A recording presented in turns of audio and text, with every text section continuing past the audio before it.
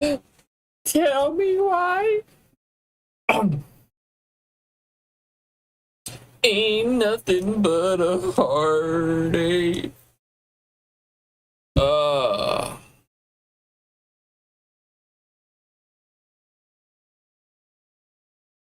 You know what? Here we go. We're just gonna right on in. Just right on into it, because no one really.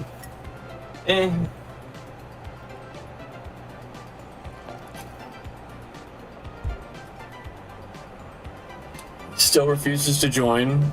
Would much rather play Fallout 76, which is cool. I get it. But damn it, bro.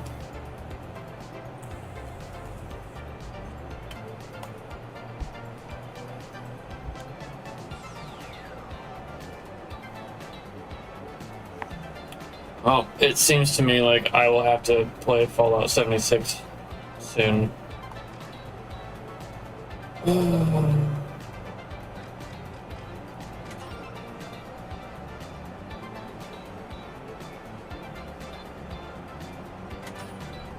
Yeah, we'll start with some power shift, I guess. Why not?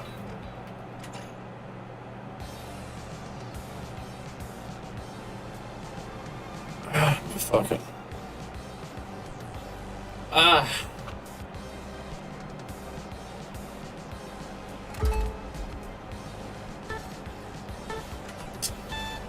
I think I'm also gonna start a little club. What is it? Is it a club? Is that what it's called? Guild? A clan?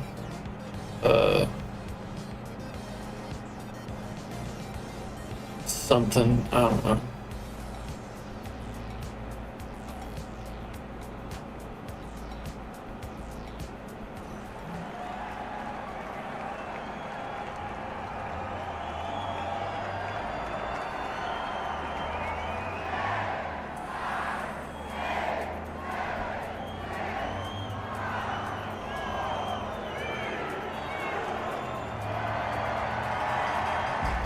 Here we go! Versus the Steamrollers. Power up and lock it in. Alright, let's do this shit.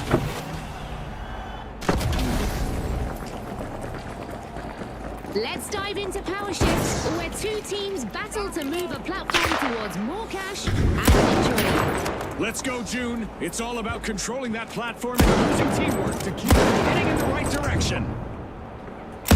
The air is crackling with anticipation as the Shock and Awe are the first to own the platform, taking it by storm. Moving, follow me!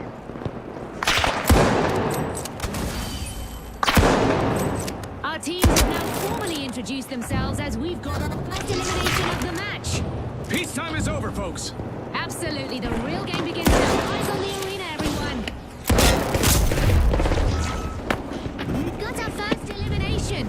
Now the mind games and strategic plays will really start to take center stage. That's the Bartle for you, folks. Exactly, and it's why we love this show. Anything can happen.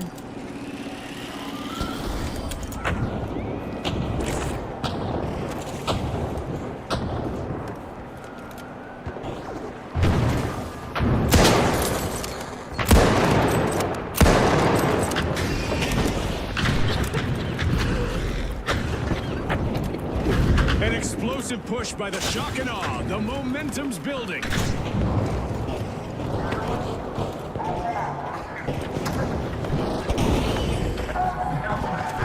It feels like the Shock and Awe have had the reins of our platform longer than CNS has been disrupting our broadcasts.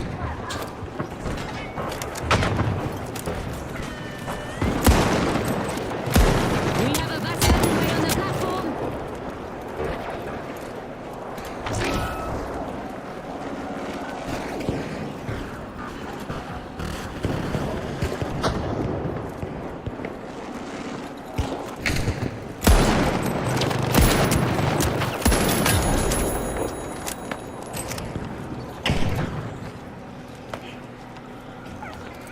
We've got motion. The Shock and Awe are on the offensive.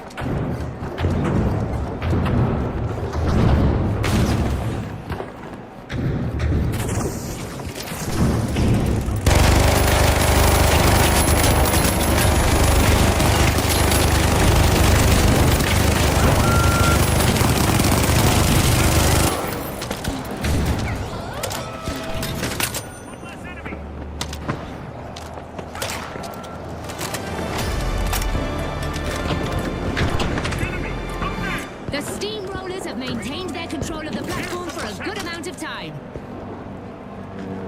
Getting you back up. Okay, let's go. Entry area lost. The steamrollers have gained the upper hand of that platform.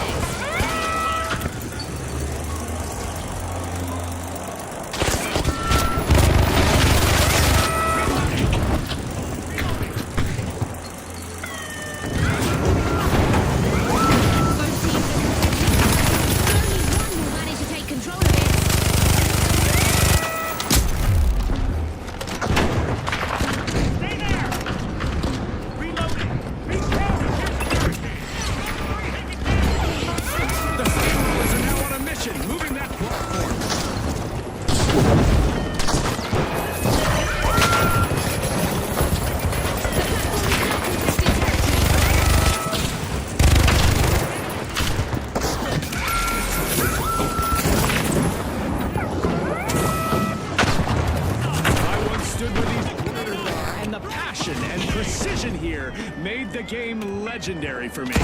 Your passion for the game shines through, Scotty. This is such a great match. A contestant is really cutting through the competition. Here we go.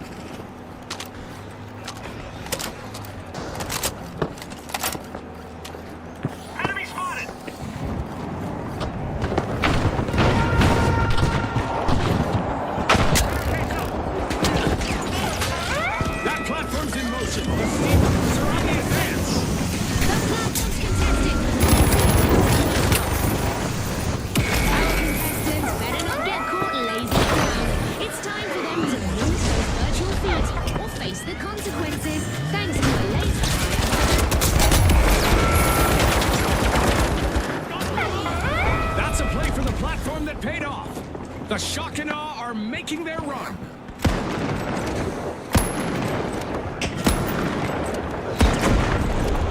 Both of our teams are refusing to hand over the platform to the other. Grenade out. Just 1 minute remaining. Every second counts. They got me. Our orbital lasers event is still active, so our contestants need to keep moving to avoid going out like a light.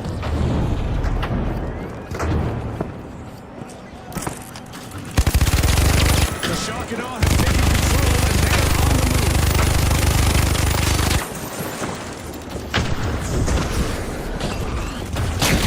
We still have 30 seconds remaining.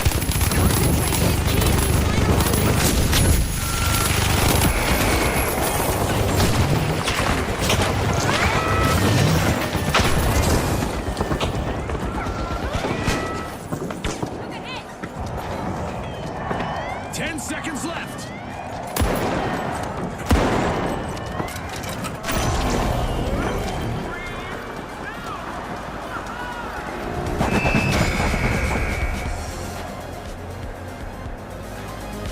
The shock and awe charted a course to the win, this time on Power Shift. Thanks again to our sponsors and to our viewers at home.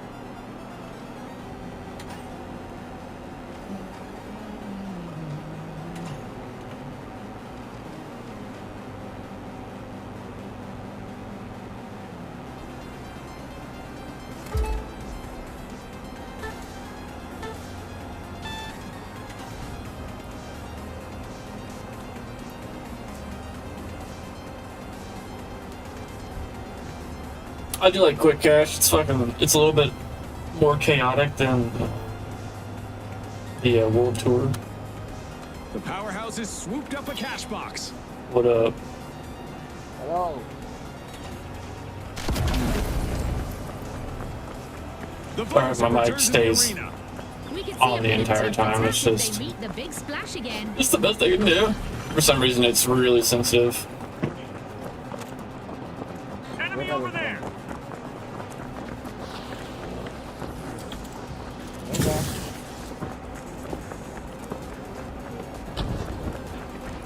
Vote for cash out A now.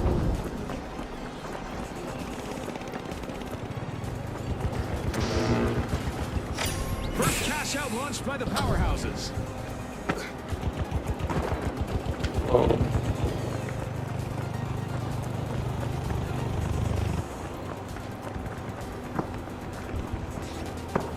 I'm gonna use that zip line.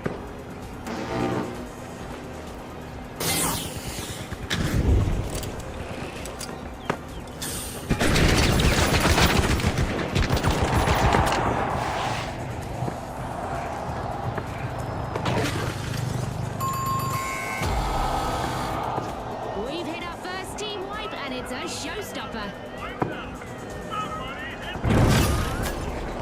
The powerhouses are re-engaging. Impressive steal by the Vogues. Now that's how you play to win this game show. What the fuck are you doing, bro? Good boy. God damn it.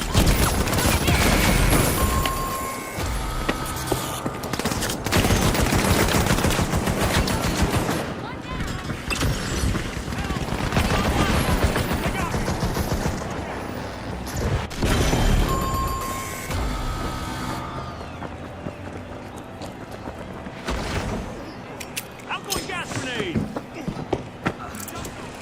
Impressive steal by the powerhouses.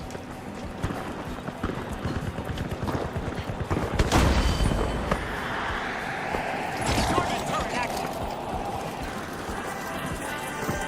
Ah, what the fuck? Ah, The big splash are back in action.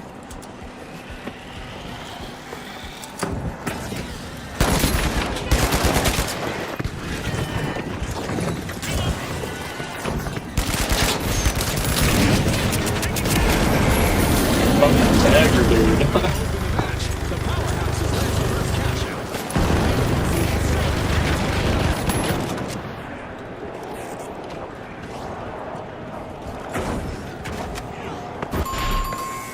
Damn. Another misstep on the runway for the Vogues. Team wipe. It seems they couldn't find their runway to success.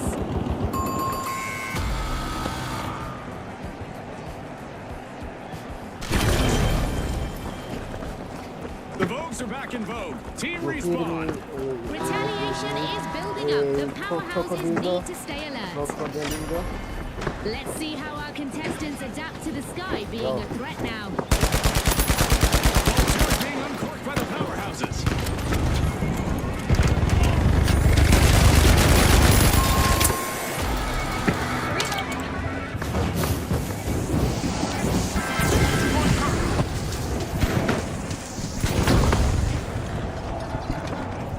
With our meteor showers event still active, our contestants are coping with the universe, throwing them a fiery curveball.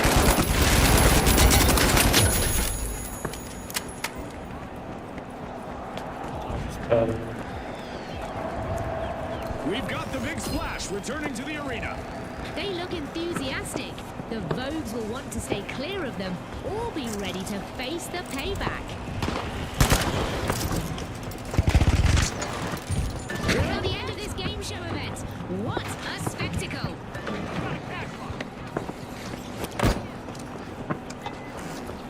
Gas line on!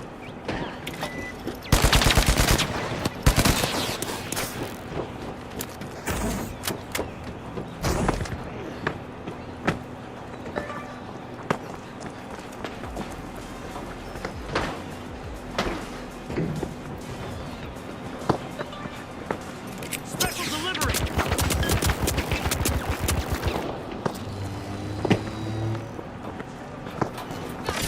The Vogues are setting the stage. Progress underway.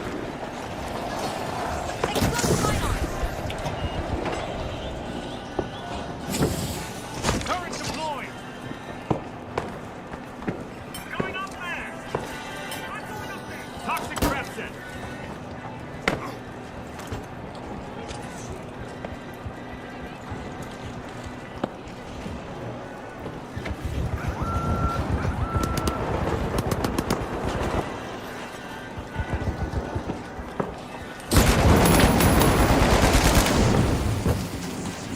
Using gas grenade.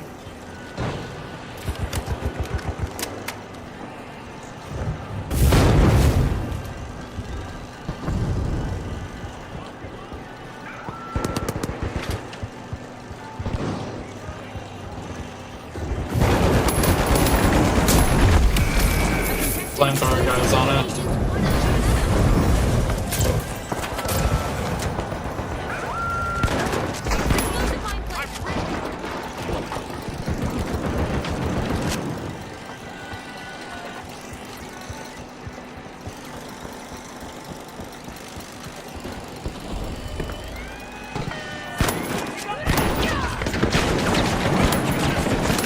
With our destructible environment today.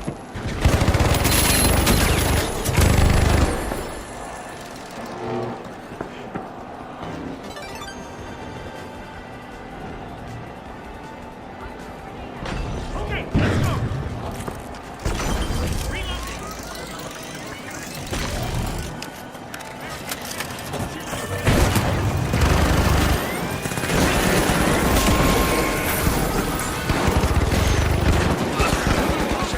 Splash, tough times multiplied. No need for towels.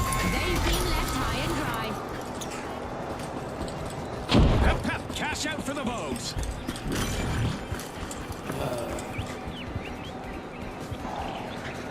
A vault just spawned. Let's see who takes a crack at it first.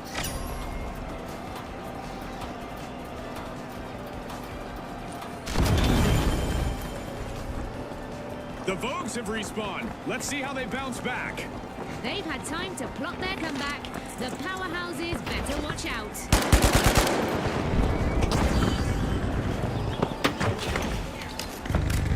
The big splash picked up a cash box.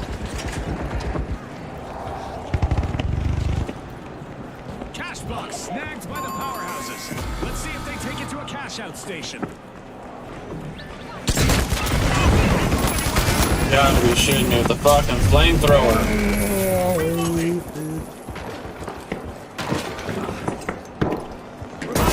Cover me. Enemy down. And I'm really impressed with the team so far, Drew. That's for sure, Scotty. Keep your eyes glued on this epic battle. Another stage dive for the Vogues, only no one caught them. Team wipe! The Vogues are back! They certainly look determined. The powerhouses could be their first target.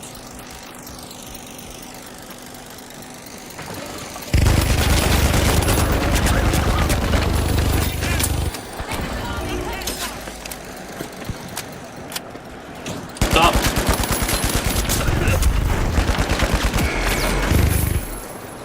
bridges here.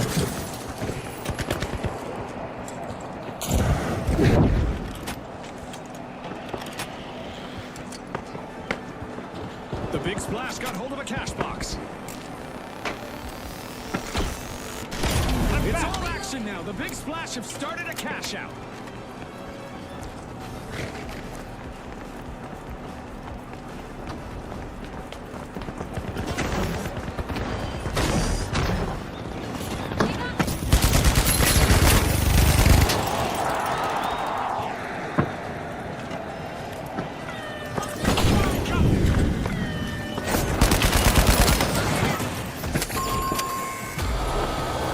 Setback for the powerhouses. They're down again. Guardian turret active. They've been knocked down to their foundation. Whoa, Gene. Are we starting a comedy duo? Because I'm feeling jumping you back to back with an air of coolness. The Vogue steal and cash out. Setting a mine. The powerhouses just responded full strength.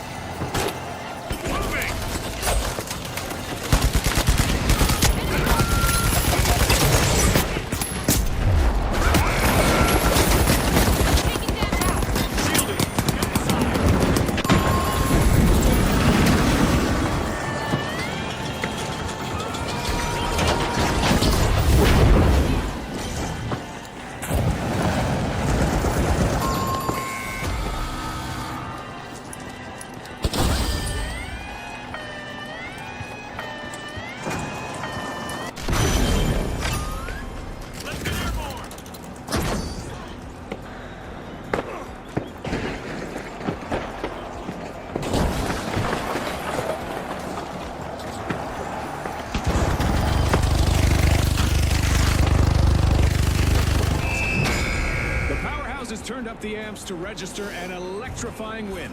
Thanks again to our sponsors and to our viewers at home.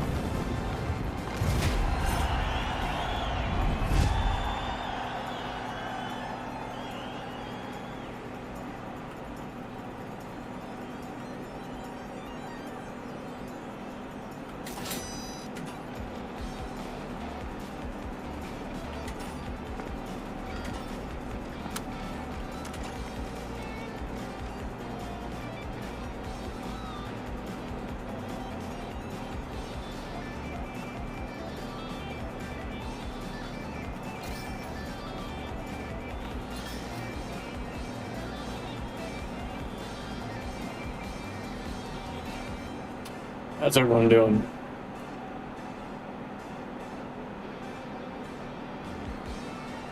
Doing I?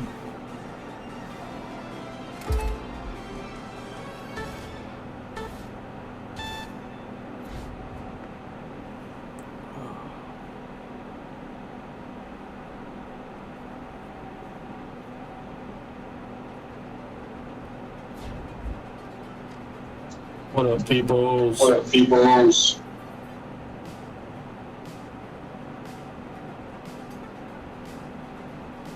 It's way up.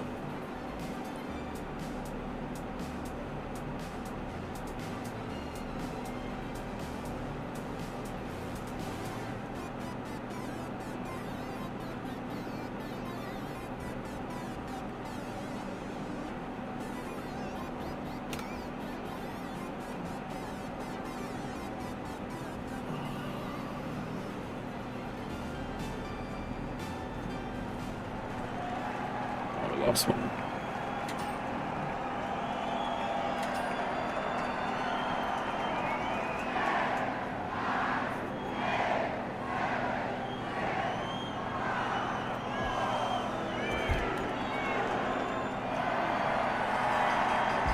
All right, the ultra rares, the high notes, and finally, the overdogs. The stage is set. It's showtime.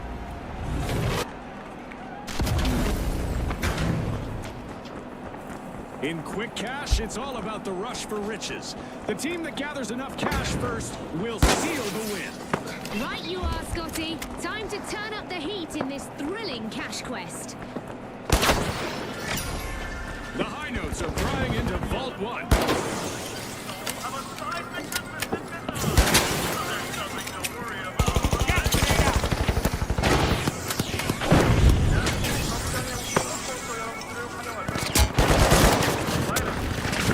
Behind us.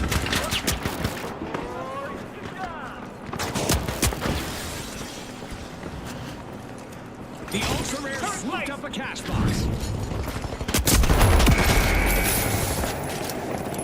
Here we go, Scotty. I do like that The skin. teams are getting to know each other out there. And by that I mean we have our first elimination. Get ready for some heart-pounding action. You won't want to miss a beat.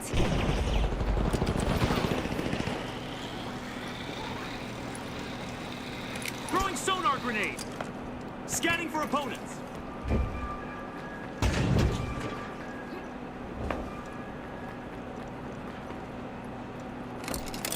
Oh shit, I didn't know you were reviving me.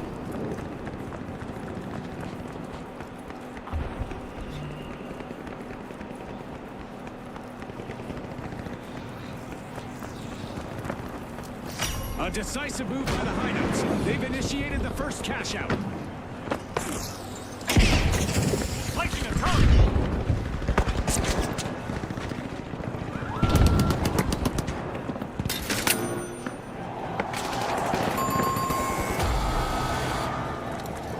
A devastating first just ahead.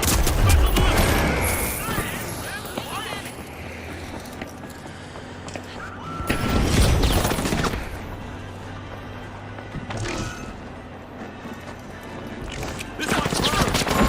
A contestant is weaving through opponents.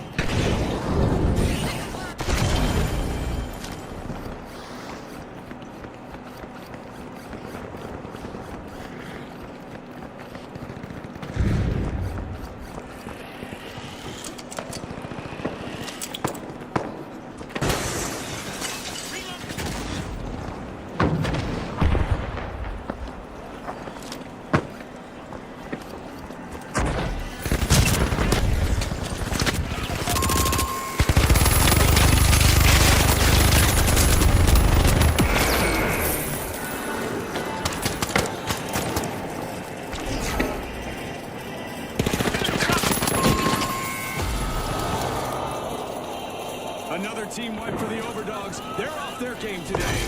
They lost the sense of victory that time.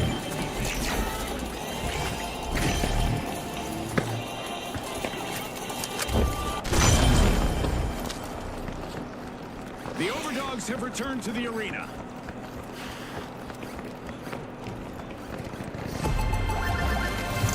What a way to open the match. The high notes land the first cash out.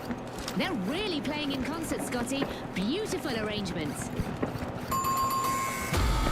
Going up there. Going up. Follow me.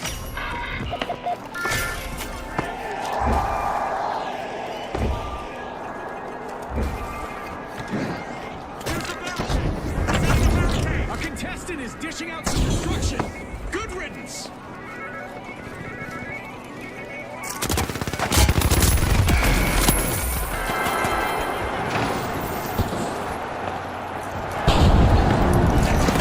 Taking damage.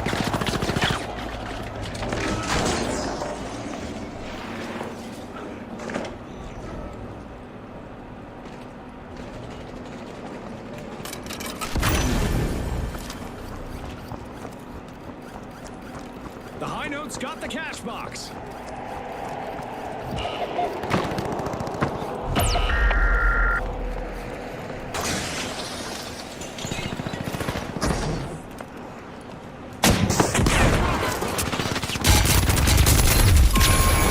How am I dying so fucking fast? The Overdogs stumble again. Another team wipe. The ultra rare swooped up a cash box. The high notes sure know how to take what they want. They just grab that cash box from their opponents.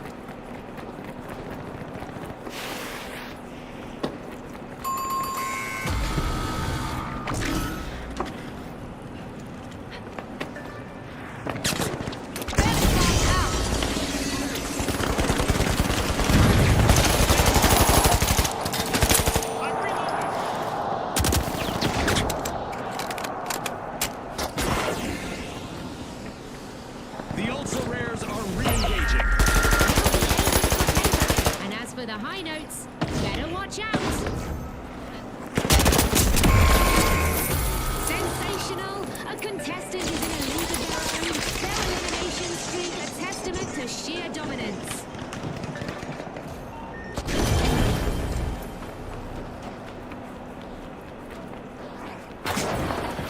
The ultra rares got the cash box.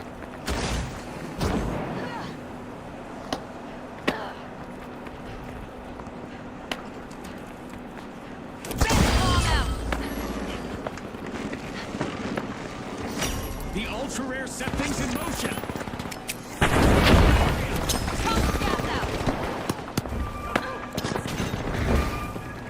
Got one of them.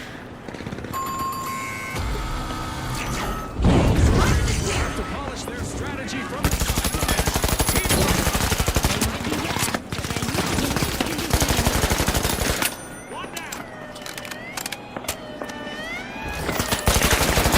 Enemy down. Initiating. Impressive steal by the overdogs. We've got the ultra rares returning to the arena.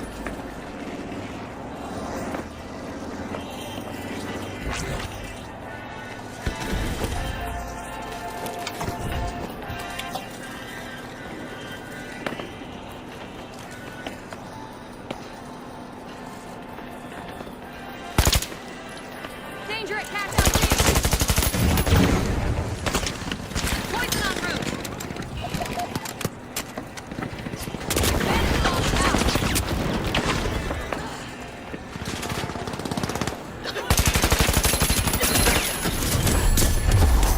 I did not just kill myself. God damn it.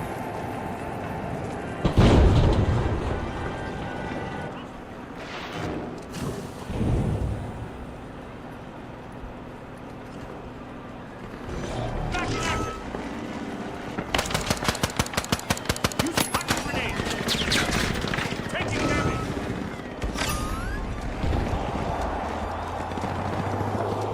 Sonar grenade out.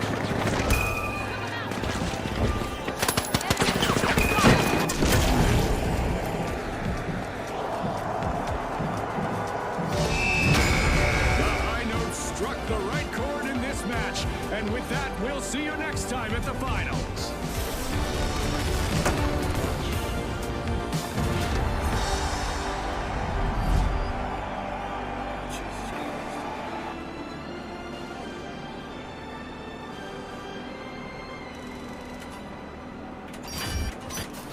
That game was the hottest of garbage.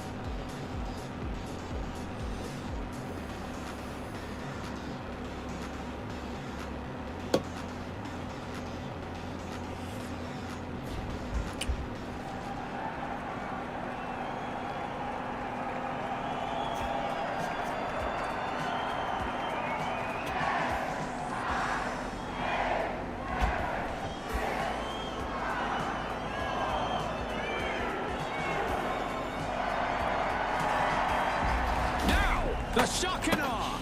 The big splash. And finally, the retros. The showdown starts now. Let the bunny foo-foo.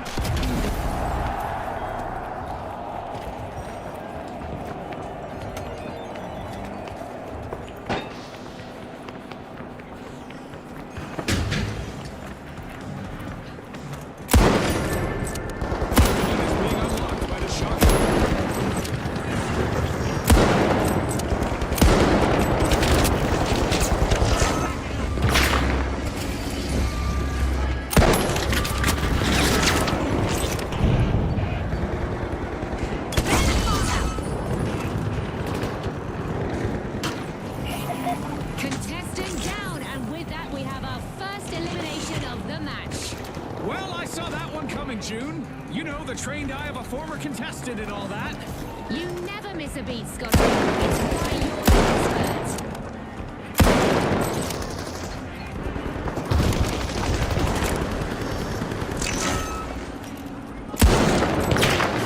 The retros aren't wasting any time. They just snagged a catch box.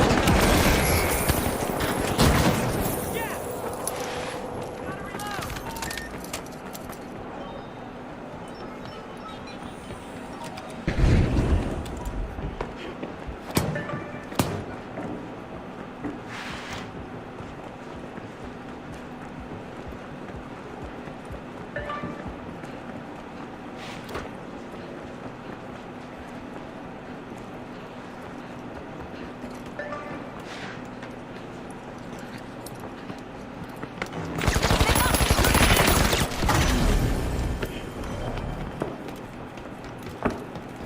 Way to go! The shock and awe swoop in and snag a cash box from their opponents.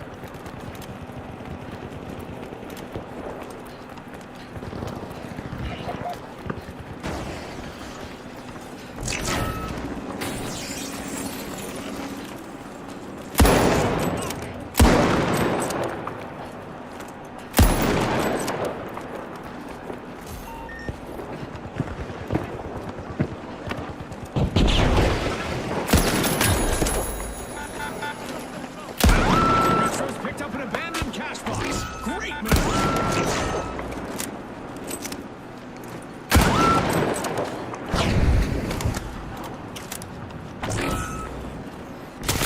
What a take-turn attitude from the Retros. First cash out started. Jump pad deployed.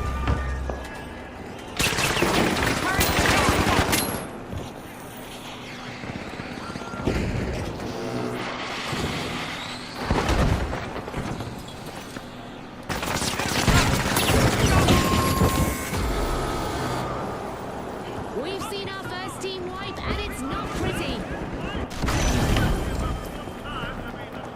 The Retros are re-engaging. A contestant has hit a streak, eliminating opponents one by one.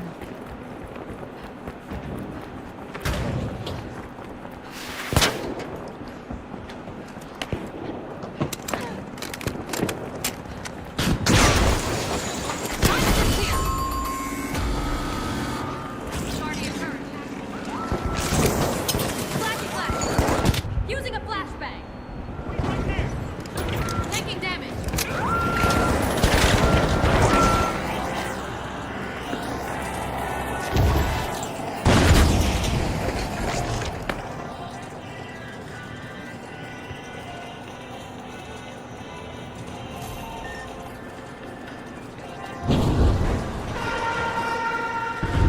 One contestant doesn't seem to like rigid structures. Wonder how much will stand when they're done.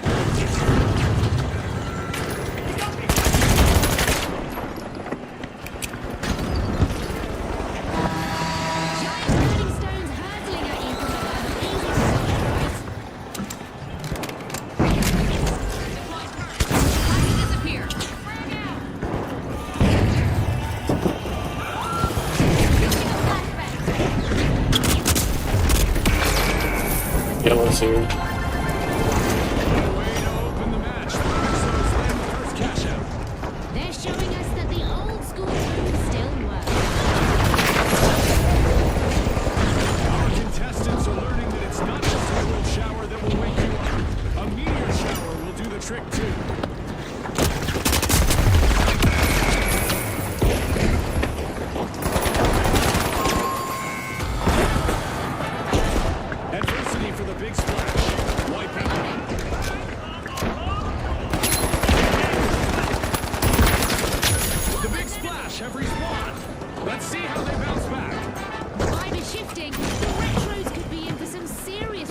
competition. We've reached the end of this game show event.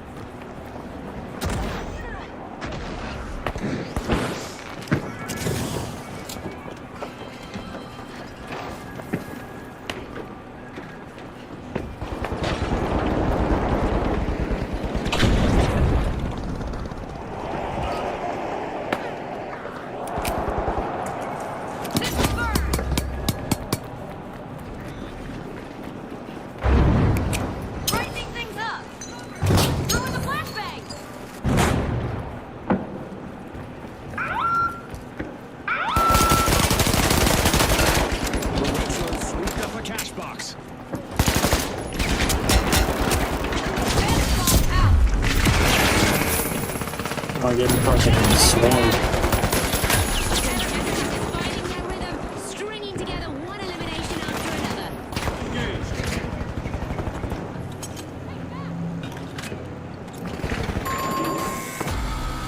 Reloading. Rotten luck for the shock and awe. Another team wipe.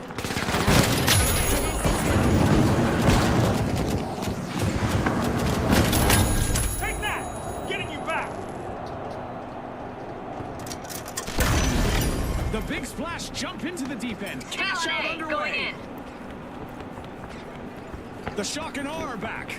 A triumphant return, but if I were the big splash, then I'd be looking over my shoulder.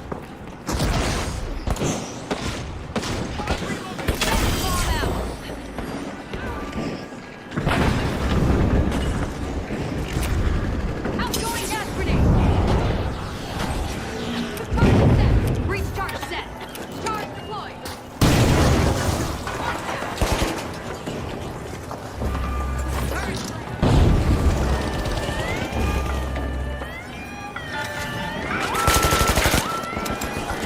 Aggressive steal by the retros. I stole it. Hostage here.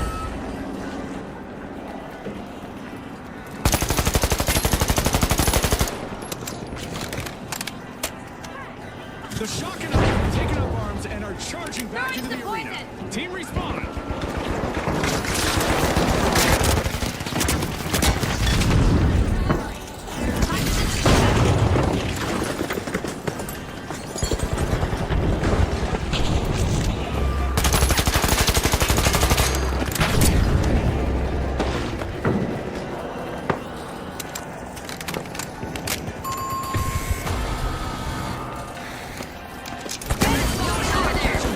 Team wipe again.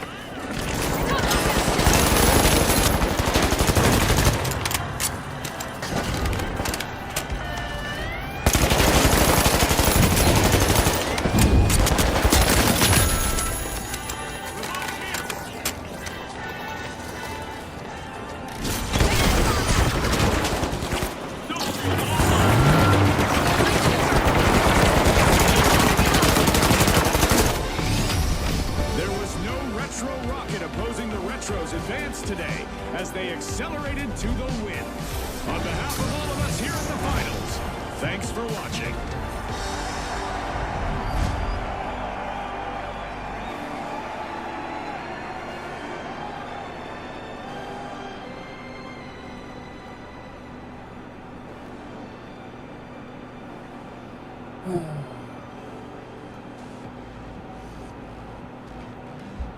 Playing like buttholes.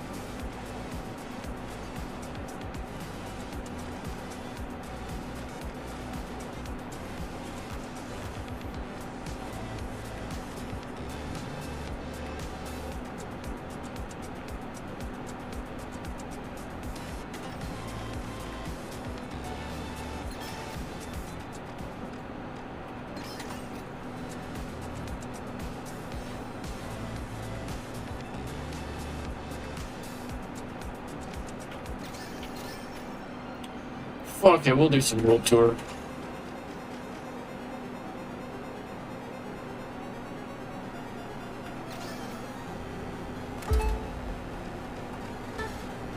Tournaments are fun.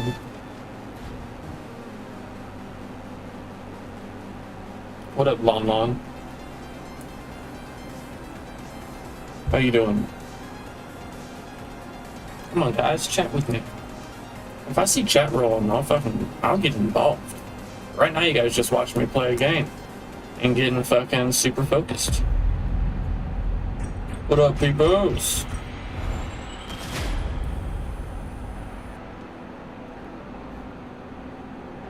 Oh, all heavy. Oh my god.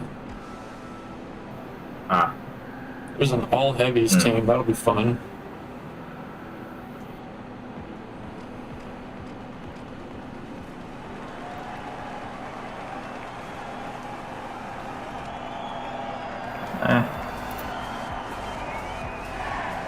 Just gonna take C4 just in case. Same.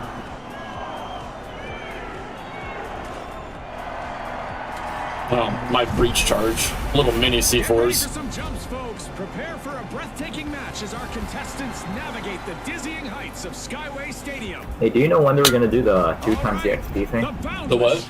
The retro. The double EXP thing? The live wires. And finally, the shock and awe. I don't Let's hit the know. ground running. I don't think it's gonna happen this season, though. I think it's gonna probably happen at the kickoff of the next. With clear skies above, it's So a probably perfect sometime evening next for week or so, contestants to turn I would calm imagine. into utter mayhem. Sure thing. Welcome to the flawless arena, folks. How long until it's anything but? Spring into action, unlocking Vault 1. The retros are busy unwrapping Vault 2. My body.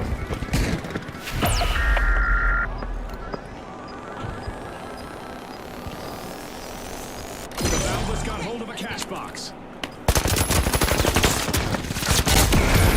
You did not.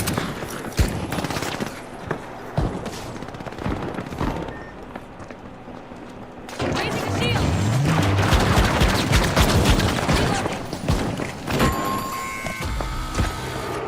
First team wiping the bag, and it's a highlight.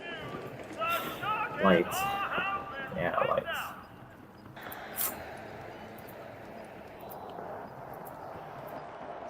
And the first cash out started. Sorry, this guys, match I might is have brought to to do you some by pest the control. Retros.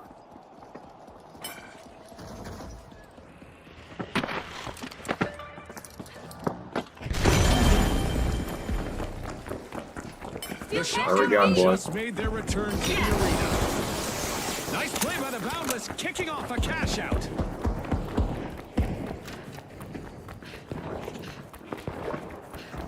I'm gonna go level the crane. Probably gonna be convenient now.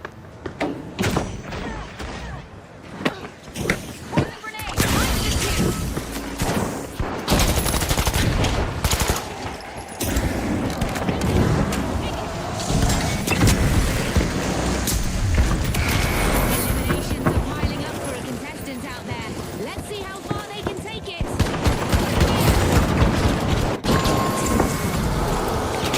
The shock and awe find themselves on the receiving end of a wipeout again.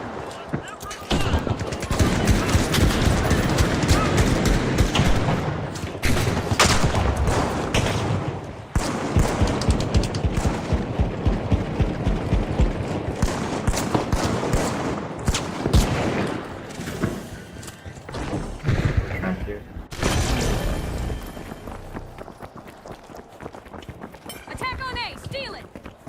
Roger.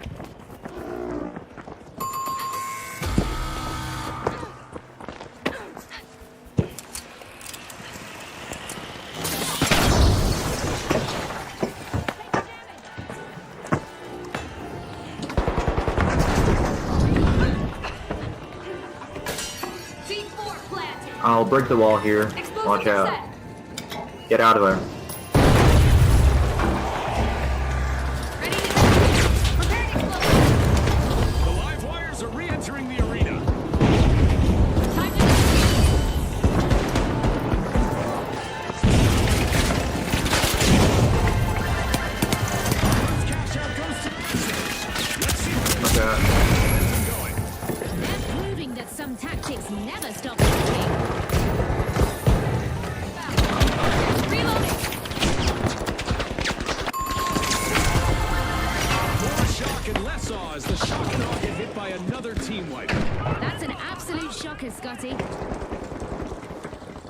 The Boundless add to their stash. Cash out complete. This is beautiful to watch. The Boundless really know how to work as a team. The Retros are busy unwrapping Vault 4. Really starting to think we're in the lobby of Emerald. Secure Vault The 3. Shock and Awe are re-entering the arena.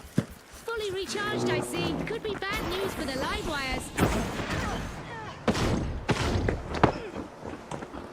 The Retros got the cash box. The Retros are setting the pace. Cash out started. Livewires jolt forward, opening Vault 3. Breach charge deployed. Planting explosives. Special delivery. First half set the stage. Now let's see the second unfold. You can feel the momentum shifting with every play, Scotty. The Livewire swooped up a cash Bomb box. out. A contestant is moving from elimination to elimination. Reload. Back in play. Cash out launched by the Livewires. Watch closely. Another fall. Seems the hurdles just keep coming for the Boundless.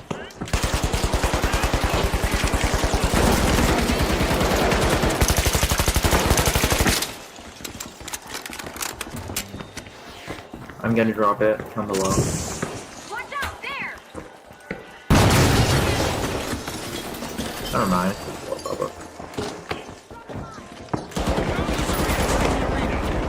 Great enthusiasm. The Retros won't want to loiter around. They'll be first on the payback list.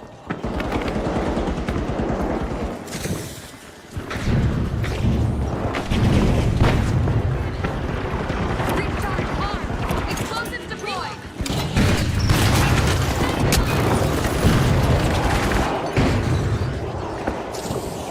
Time to dispute. Greatly appreciated. Getting you back.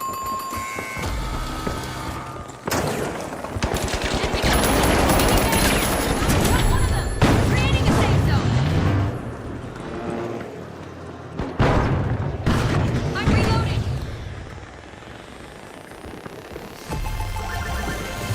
Cash out completed by the Retros. I'm reloading. There's even more money on the line thanks to a new vault arriving.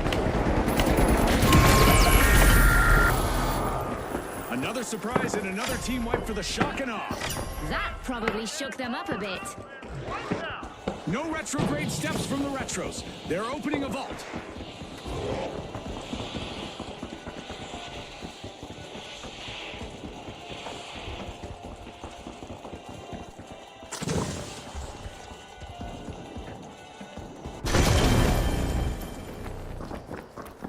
The Shock and Awe have returned to the arena. Ooh, things are about to get shocking. The live wires need to get ready. Charged up and cashing in, the Livewires completed a cash out. The longer they play together, the better they become. Nice teamwork by the live wires. We're heading into overtime. Who will walk away with the victory? Prepare for a tumultuous turn of fortune as we've raised the damage levels in the arena to new extremes.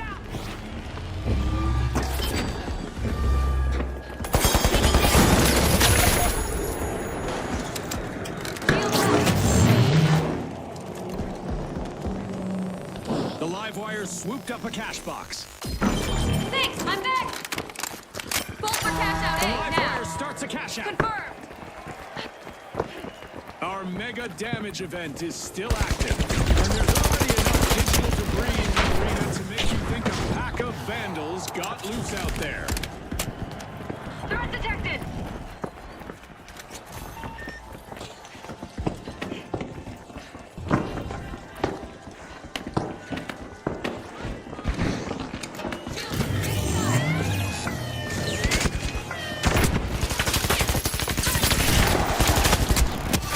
Some steel by none other than the Shock and Awe.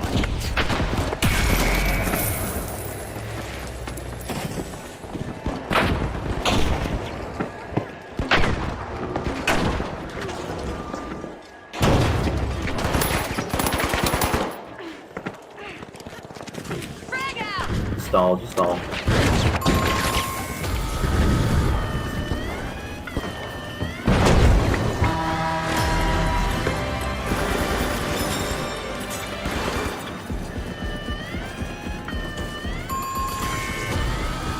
Another shocking wipeout for the Live Wires. Impressive steal by the Boundless.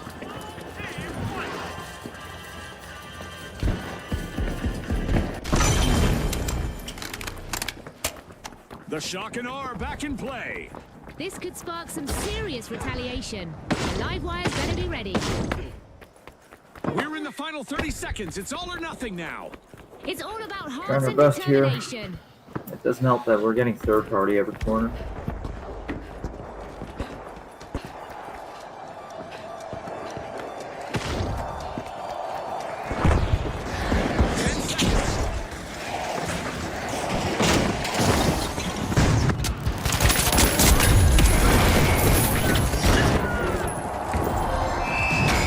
Our contestants made a bold statement in that round, especially the Retros. They'll want to come back just as strong in the next round.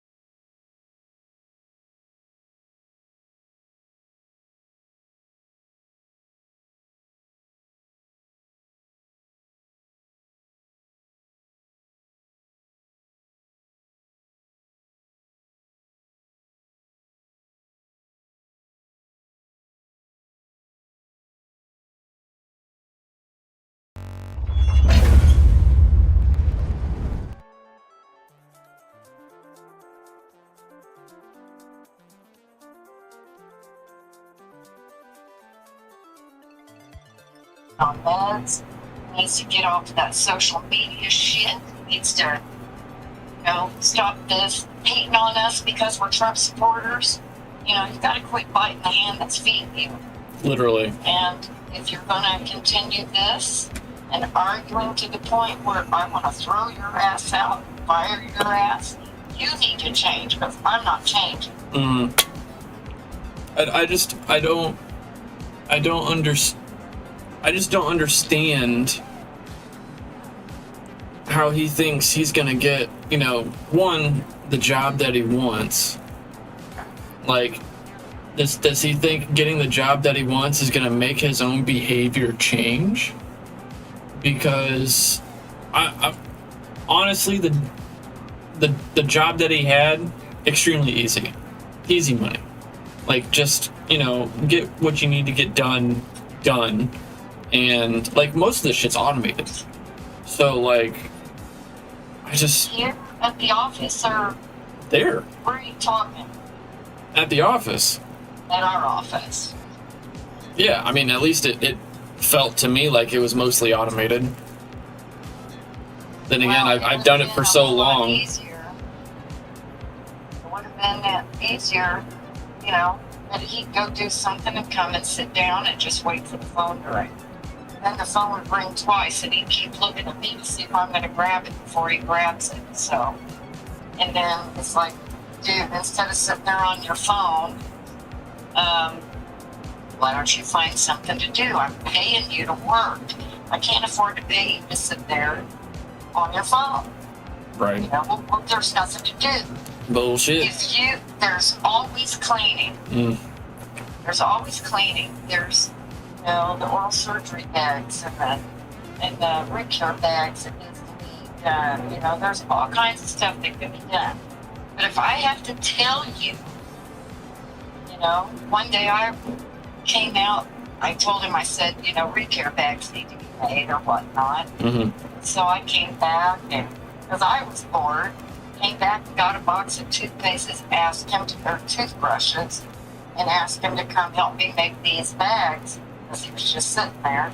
He came into this the area, sterilization room, saw what I was doing, stood there for a minute or two, and then I thought I was busy. Next thing I know, he's gone. He wasn't helping me, he was just gone. See, I don't understand that, like, And he because was sitting at the desk, and I walked back by him. I said, I thought I asked you to come help me do this. yeah, And then he stood up in a huff and, stomped in there, and like, you know what, dude, I'm over it. You're not going to have a job anywhere. You're lucky that I put up with it for as long as I have. But I'm fucking done. yeah. I don't think he understands that it doesn't matter what job he gets, he's gonna start with grunt work. He's not gonna do the cool and interesting things like right off the get. He kept talking about how, basically we weren't paying him like he's seeing in the industry. I said, well, quite frankly, Kenzie, you don't work independently. You don't stay on this stuff. There's all kinds of things that should be that position's responsibility, but you can't remember. You can't, you're not doing it. So which means I have to do it. I have to monitor you, and I shouldn't have to monitor you. Right. And I if he shouldn't gets have to babysit you on your job. yeah, and if he gets like he's wanting to do the drilling stuff, right? He'll be doing grunt work. Oh, he'll be doing That's be worse. yeah, That's heavy work. yeah, he'll be doing a lot of grunt work. And they're not gonna be forgiving, like They're not going to tolerate it. no, like he doesn't. I don't think he understands that if someone's paying him so much money, even if it's $25 an hour, that's a good chunk of change for some people. And if it's a high paced job kind of thing, and if he's doing drilling stuff and all the grunt work stuff, that can also be dangerous if people are careless. They're tired because they don't get the proper sleep and, Yeah. whatever. They're not gonna give him 5, 6, 7, 10, 35 chances because, you know, one, there's no family relation. Like, you know, they don't give a fuck who you are. They don't care where you come from. They are paying you to be there on time, bright-eyed and bushy-tailed, do the job well, and if you can't do that, that's why a lot of employers have like 90 days to 6 months. Some places. So when I got my General Motors have a 3-year. yeah, exactly. So 3-year. yeah, so when I was a contractor for the military for the civilian portion of it, it was a 2-year probationary period. Like any fucking discrepancy that, you know, they just didn't want to deal with, that was your ass. Right. So I don't think he understands the reality of the world. But, you know, I don't... And he always wants, he says, well, you just can't go out and get a job on your own. It depends on who you know. So, you know, Brock's friend said that he would vouch for me to get me on at that drilling company down there in Claremont. Okay, that's fucking great. I said, but here's the thing. If they're vouching for you, if you better go in and you bust your ass. You don't go in and be a lazy Exactly. person and this, that, and the other. Because now you're ruining their reputation because they vouched for you. Exactly. I said, I've never had to rely on anybody to get me a job. I've always got it on my own merit. Yep. My own interviews, my own, you know, work ethics and everything else. I've never depended on anybody to give me a job. Exactly. He says, well, you just can't get a job on your own anymore. It depends on who you know. Well, no, that's wrong. Yeah, that's pretty fucking wrong. Because you can get a job, you know. He's so far up the leftist agenda that he believes that DEI is the way to go. I don't know about that. I just think he's I don't know if it's a political thing. I just think he's so far up his own ass that he thinks that the world should operate in this fairy tale, you know, manner.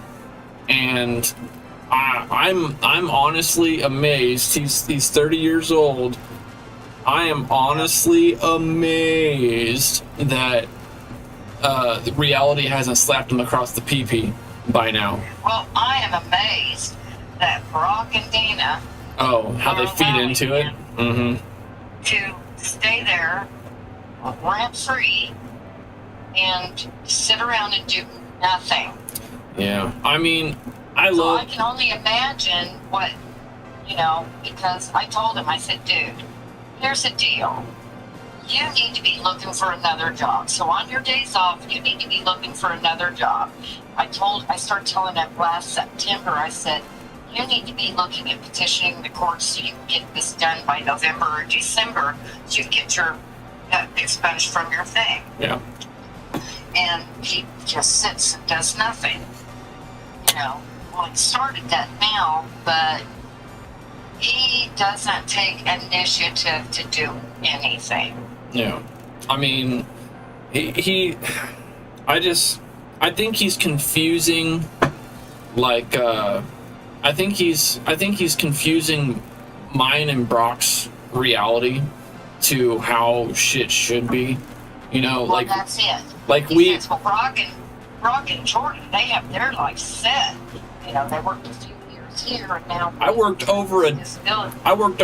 a decade and got my shit know. broken, fucked up. I'm permanently fucked up mentally, physically.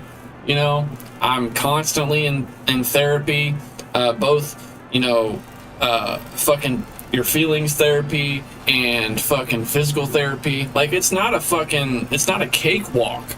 And it's not. I mean, and I know Brock, he was only in for 4 years and he definitely fudged a lot of things.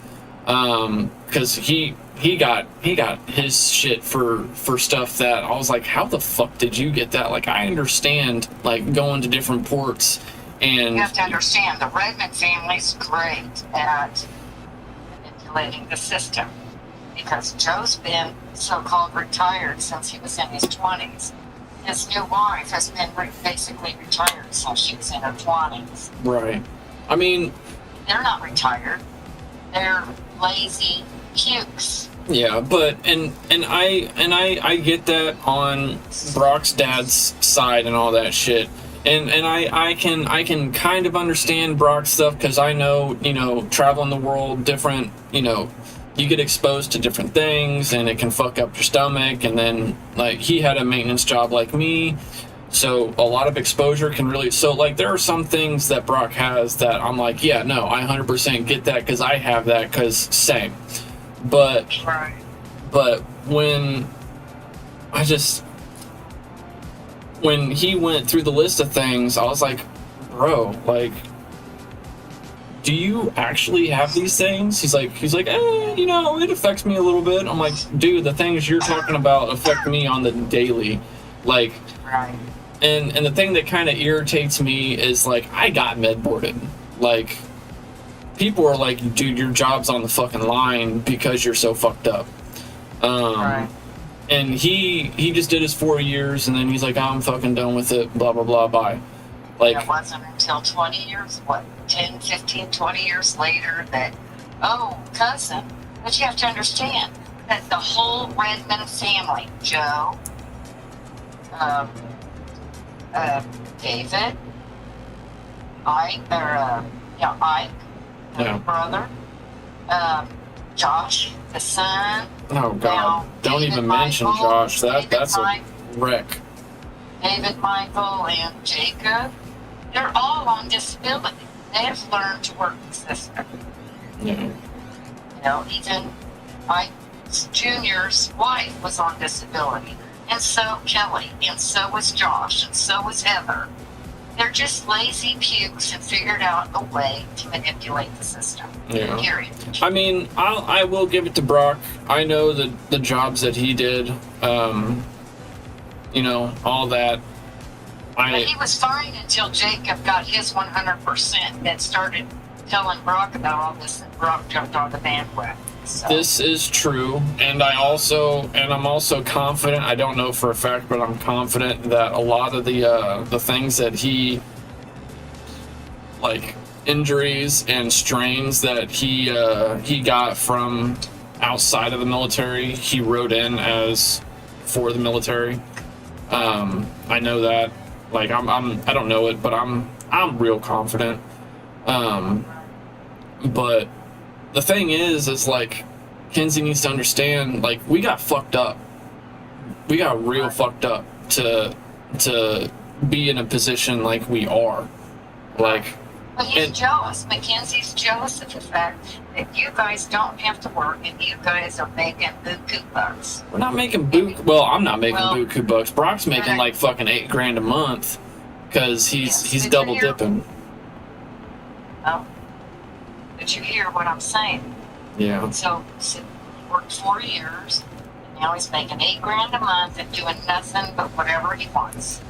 Right, I get that, but he needs to understand that's that one that took a shit ton of sacrifice. Not I mean, yeah, it took time and it took like a physical sacrifice to do that.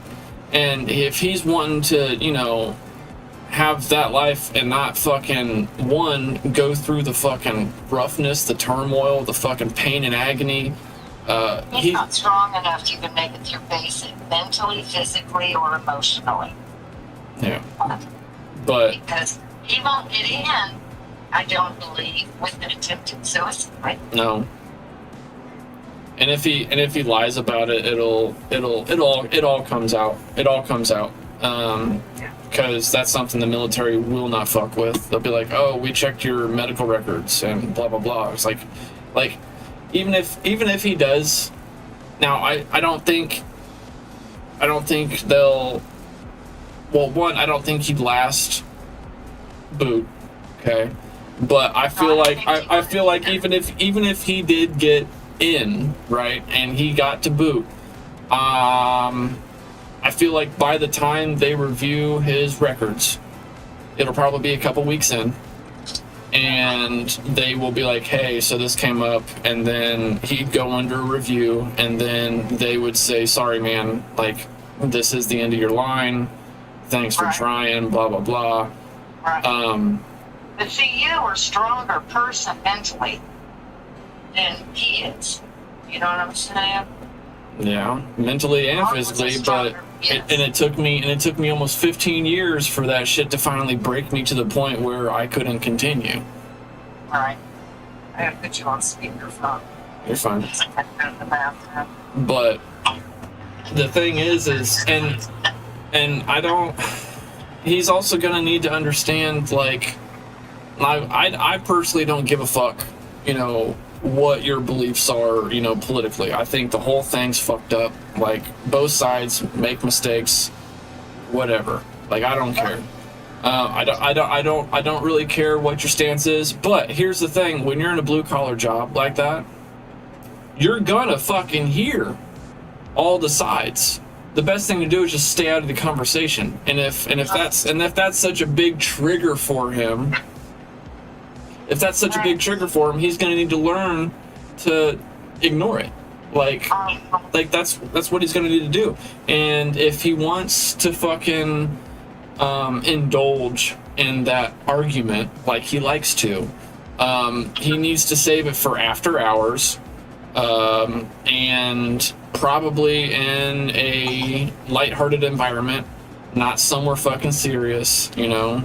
But I don't know. I feel like the real issue for him is he is so far up his own ass. Well, and listen to this. One of the last things that happened before he quit, I was telling him that he needed to find, that he decided that he was gonna, that was his last day. He didn't even give you 2 weeks? No. We had an argument because I told him, you're not. You shouldn't have to babysit you, this, that, and the other. That you need to be looking for another job, and he got a little heated, and he decided that day, after that argument, that, because I told him,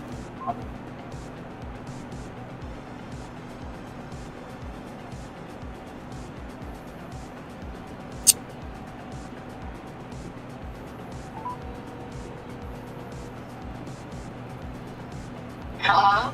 You dropped the call. Yeah, the call dropped. But I told him, I said, now I'm not telling you you're kicked out of the house and that you're fired. I'm just telling you that you know, this isn't working and you need to be looking for other things. You know, because you're basically saying that, you know, you'll never have what we had. But understand this, Mackenzie, I've been working since I was 9 years old as a babysitter. I've been working out since, you know, at 14, I had my first job. I said, so I've been working all these years, and Dad's been working since he was a teenager, you know, decathlon, doing it, you know. I said, the misconception is that you're gonna you're gonna work a few years and then you're gonna be able to retire. That's not true. Yeah. Because you're waiting until you're 30 years old. He says, I'm gonna have to work until I die. I said, because you're waited until you're really 30 years old to do something, yeah, you're probably gonna have to work till you die. Because I've been working for over 50, you know, almost 50, I'm 63, 9. I've been working 54 years of my life.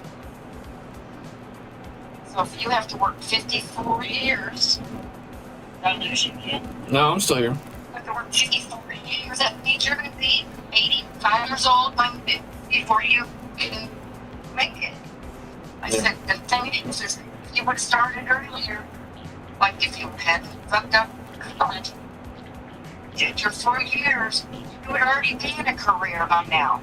You know, 10, 15 years into that. I mean, not just that, but when he did the coding academy thing that he got fucking kicked out of, like, He quit. yeah, he quit, whatever.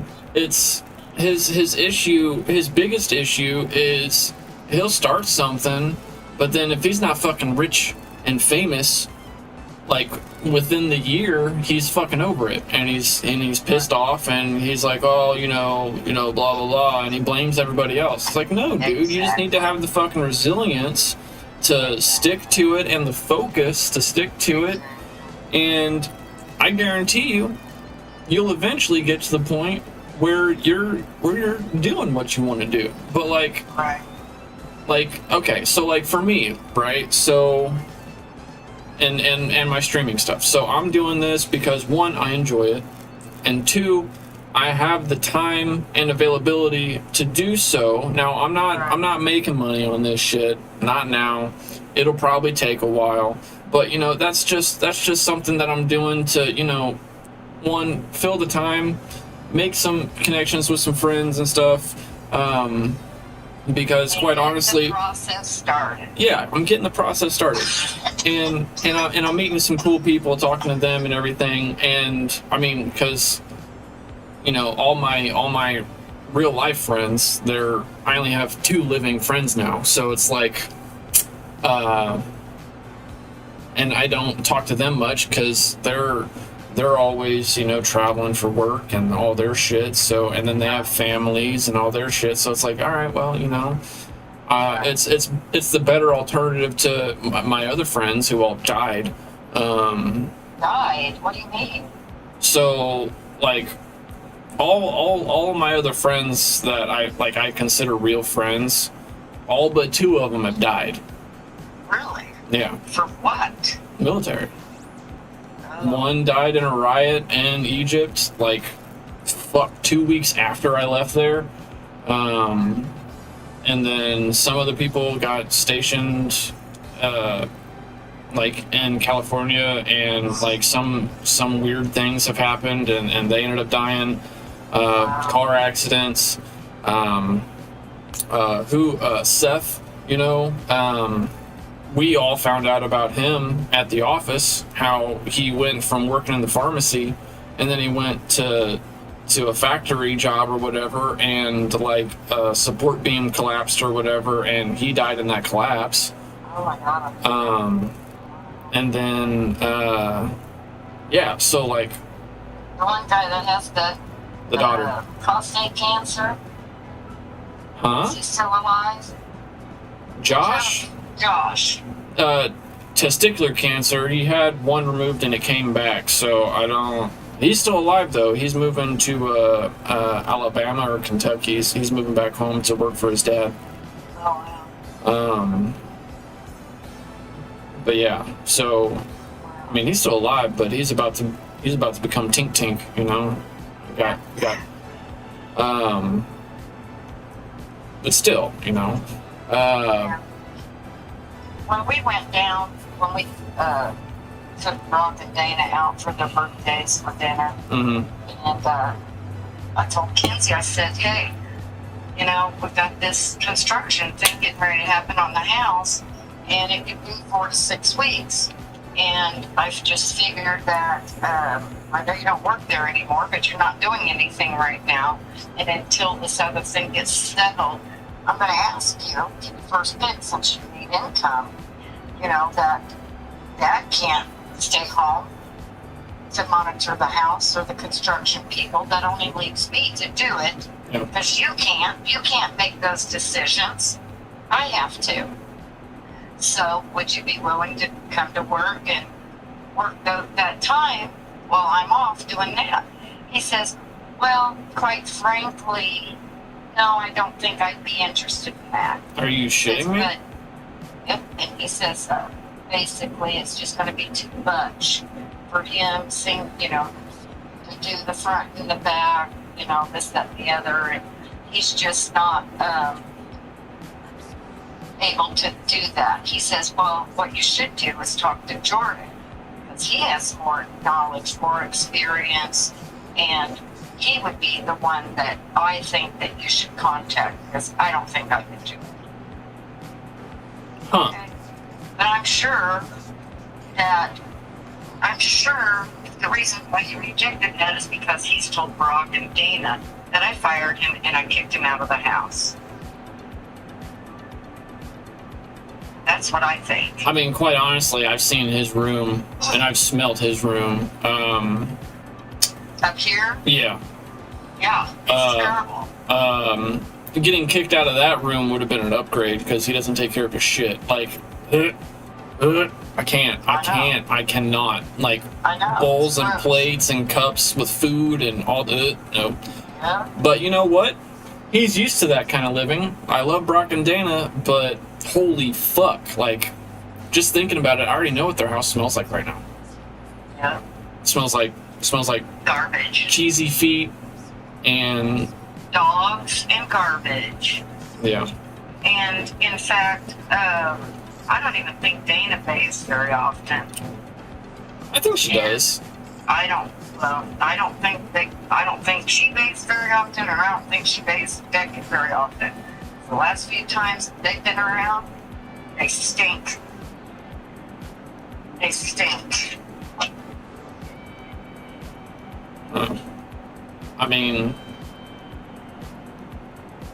I don't know. I think that might be an issue with their washer dryer because I know. Oh, and their showers aren't the cleanest. They're filthy. Yeah. But I've done laundry there. Like, I don't think they've ever washed a toilet in their life. I don't pay attention to the toilet. But you know, I think honestly, I feel like things would smell better if. I honestly think that there's something a little wrong with their washer dryer because I've done laundry there and it came out not smelling amazing. Fresh. Yeah. Which is crazy to me because it's a relatively newer setup.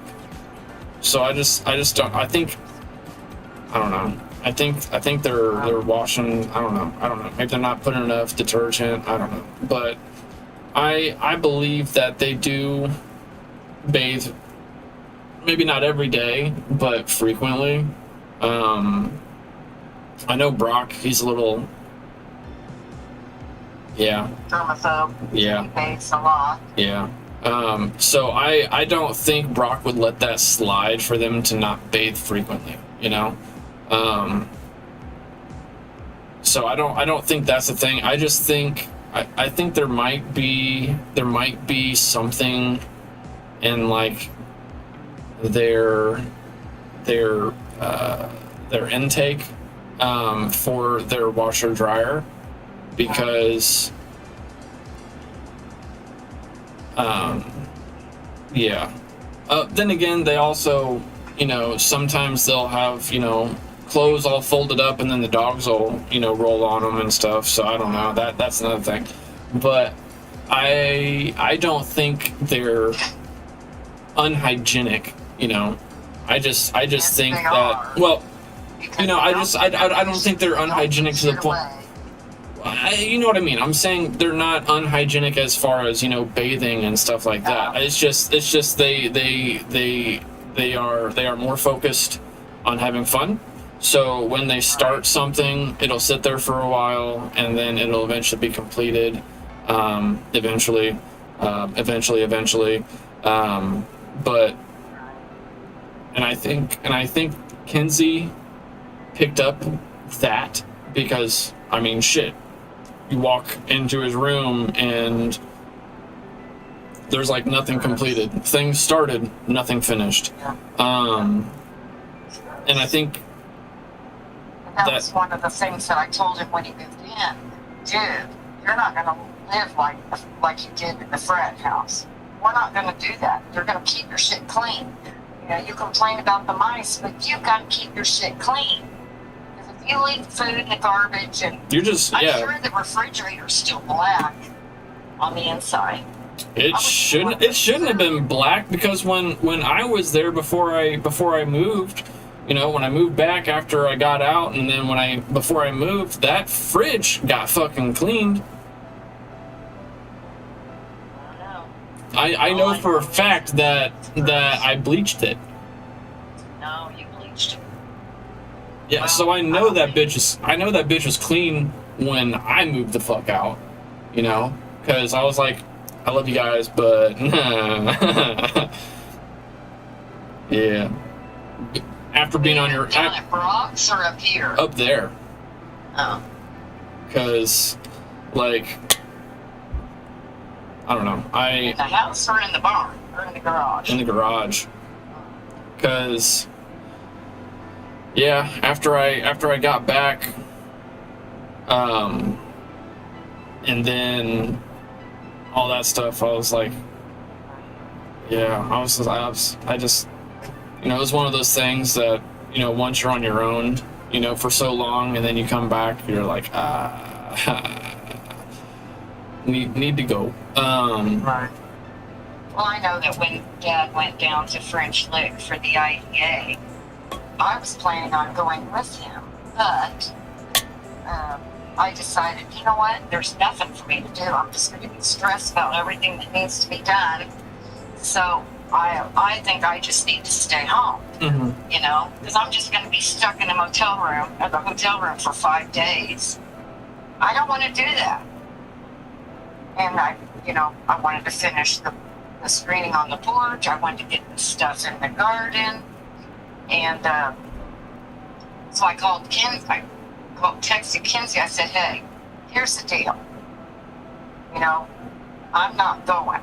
I'm going to stay home. So if you were only planning on coming up here to watch the cat, you don't need to do that. However, you're still more than welcome. Because I could use some help finishing the screening on the porch, get the planting in the garden. So, you know, if you still want to come up, feel free. He says, okay. I never saw him, never heard from him at all. But then the thing is he says, well, if I come up, you need to tell me, you know, which do you want down first, the decking or the pool? I said, dude, you shouldn't be on that deck. It's somebody who should be down there, because that could be dangerous. Oh yeah, absolutely. You know, doing that by yourself. So no, I would rather you wait until we get home. Especially when he doesn't know how to do it. Exactly. Like, to do that. like- That you can still come up and help me do this, but I never saw him again. And then, oh yeah, well, we'll come up and help you do that.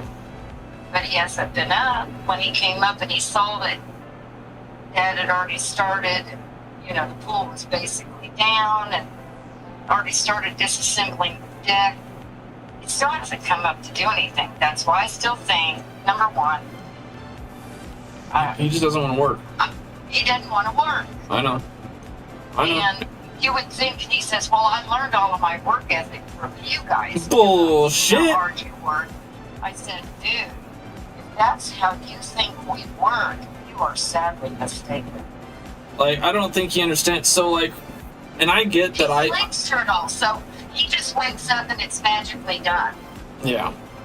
Well, I don't, and I think he would be amazed if he actually watched me work, because, yeah, like, I get shit on because, you know, I might be sitting on, you know, not doing anything productive or anything, like, because I know, so before you took that long sabbatical, right, from the office, and then I kind of had to take over, you would get mad at me because I'd be on my phone or something, right? But that was because I knocked out a whole bunch of other shit. And it's like, and I understand how that can confuse people, make people think that I don't work, because I do everything efficiently and then I get it done, and I have a bunch of free time until something else needs to be done or something comes up, you know, or whatever. And so I've gotten in trouble for that before. And I can understand how that could confuse people. Like, people think that I don't work. It's like, sorry, no, I learned get everything done quickly and efficiently so that you can have time to fuck off and, you know, do whatever and relax and whatever. But the other thing is some tasks that he could be doing, like in the sterilization room, like, you know, getting cotton ready, like cotton packs and surgical packs and recare packs.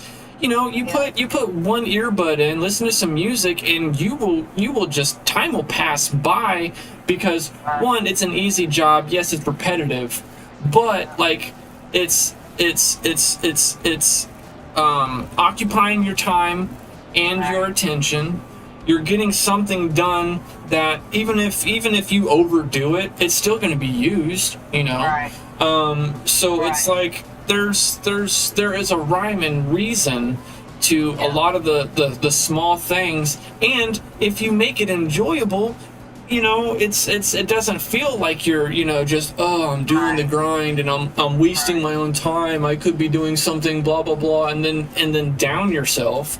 So it's like he just doesn't understand that if you turn something like that into a little bit of a, I don't know, something a little bit more enjoyable. If you can turn something monotonous into something enjoyable, guess what? It's going to be better for you, both mentally and as far as your work ethic goes, because you're gonna end up doing so much, and you're like, oh shit, I didn't realize I did so much, and then people will be like, hey, you know, good job, blah blah blah, you know.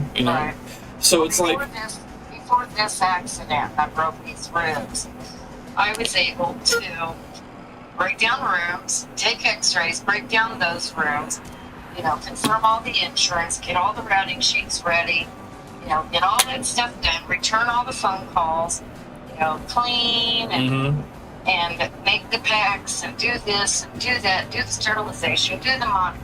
I'm able to do it all and still have time to sit. And then I wait until, like, posting the payments, because it's just him and I, and no dental assistants. I know. I've been there. If he's sitting there doing a crown prep for an hour and a half, I know that I have an hour and a half to sit there, really without interruption of patients, other than the phones. But then I can sit there and post the payments. You know, it's just the coordination of your time. And guess what? We're still getting out of there. You know, 5:15, 5, sometimes 5:15, 5:30 at the latest, and everything's fucking done. I know. I was there. I did the same thing. I did it all. I posted payments, got everything ready, and, you know, still, I mean, we got out a little bit later when it was just him and I, because I like to get things set up like 2 weeks in advance, but, you know, it once you have that time management and you know what you're doing, it's real easy. So like when Dad would do a root canal or a crown prep or something like that, like, I would get a whole bunch of stuff done, and then for like, I would always manage to get like 15-20 minutes just to kind of put on some chill music, and then just kind of like, I don't know, meditate and reset my mind before, you know, things got, you know, crazy. Because I knew the flow of the office. I knew the flow of the job. I knew the flow of everything that I needed to do. So I was able to one, get everything done, or maybe I might have left one thing, you know, like maybe like a week of hip insurance claims or something to, you know, post or something. But I knew how to manage the time and the work so that I could take like 15, maybe 20 minutes. So you're not killing yourself. Exactly. But what Mackenzie would do, now mind you, when he's at home, if we're at home, like on a Wednesday, Friday, Saturday, Sunday, we would never see him. Ever. Rarely. And we'd call him in for dinner. You know? Yeah. But when we're at work, we come in, he'll sit in the car until almost 9 o'clock, take it, sleep all the way over, sleep till almost 9 o'clock. And one time, it was like 10:30 in the morning. Craig's like, where's Mackenzie? I said, still in the van. He's like, what? So he went out and he says, dude, are you ever going to come to work? So then he comes in and he clocks in. Then he pulls out his phone, goes to the toilet for 30 minutes. Do you know that during the day he'll take 3 to 5 30-minute toilet breaks while he's in there on his phone? He doesn't do that when he's at home. And spend 5 toilet breaks, 30-minute toilet breaks in there. Mm. And I told him, I said, dude, no.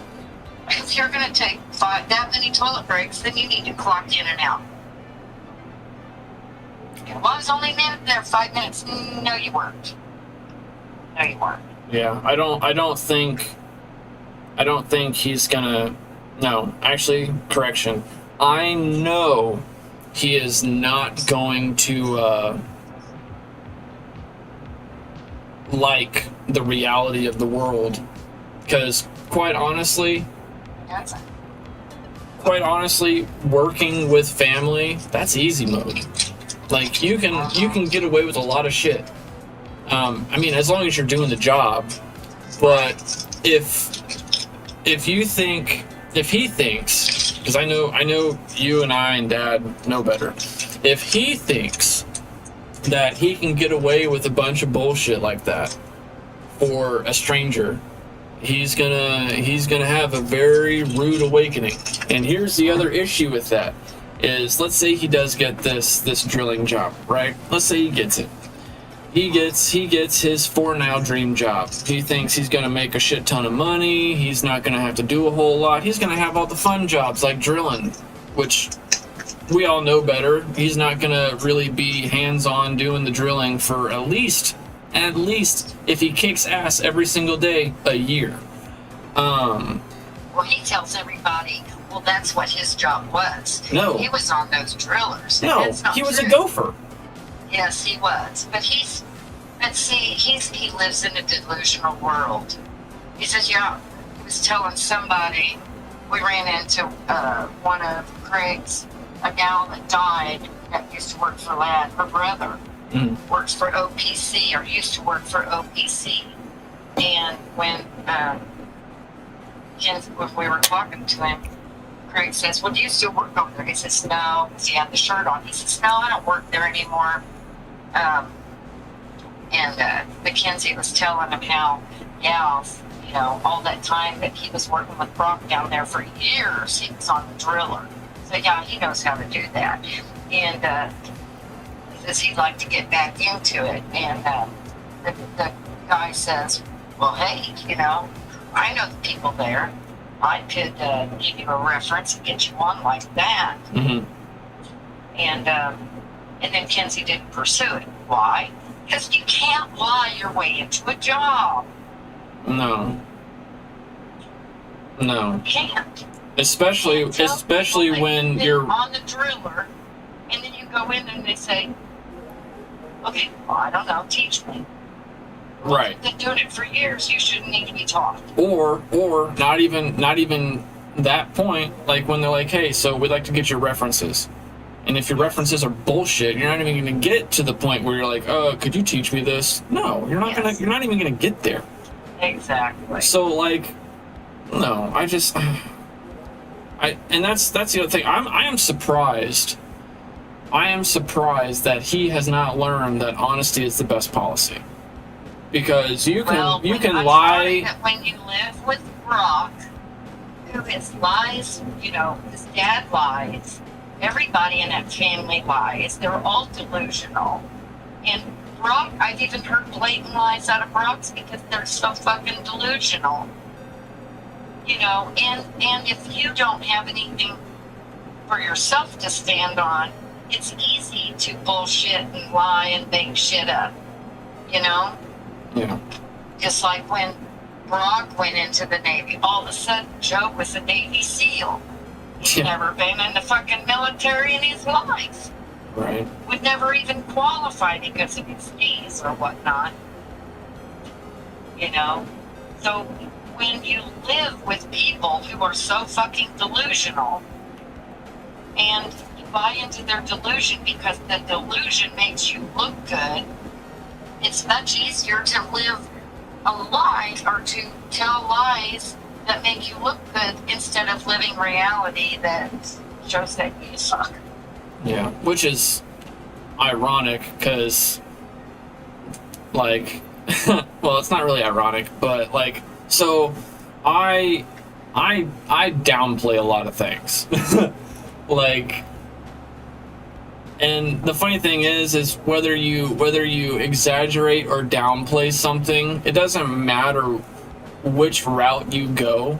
Everyone always finds out the truth. So like when I tell somebody, oh yeah, you know, I did this and that, you know, whatever, and then they you know, they actually look into it, or they know somebody that did the job or something, like you did a lot. Like what are you like, why are you saying like it was an easy job, or you know, this and that, like so like when I worked at Nora, right, I was like, oh yeah, no, I know a lot of things, blah blah blah, and then I was like, you know, there are some things I'm probably rusty at. Day 2, they're like, do you have any questions, anything? I was like, oh no, I got it. Like, they're like, but you said you might need a refresh. I was like, I just really need to know how your office operates. That's really it. They're like, oh, so you don't really have any questions. I was like, no, I'll learn how the office operates and everything, and be up to speed really quick.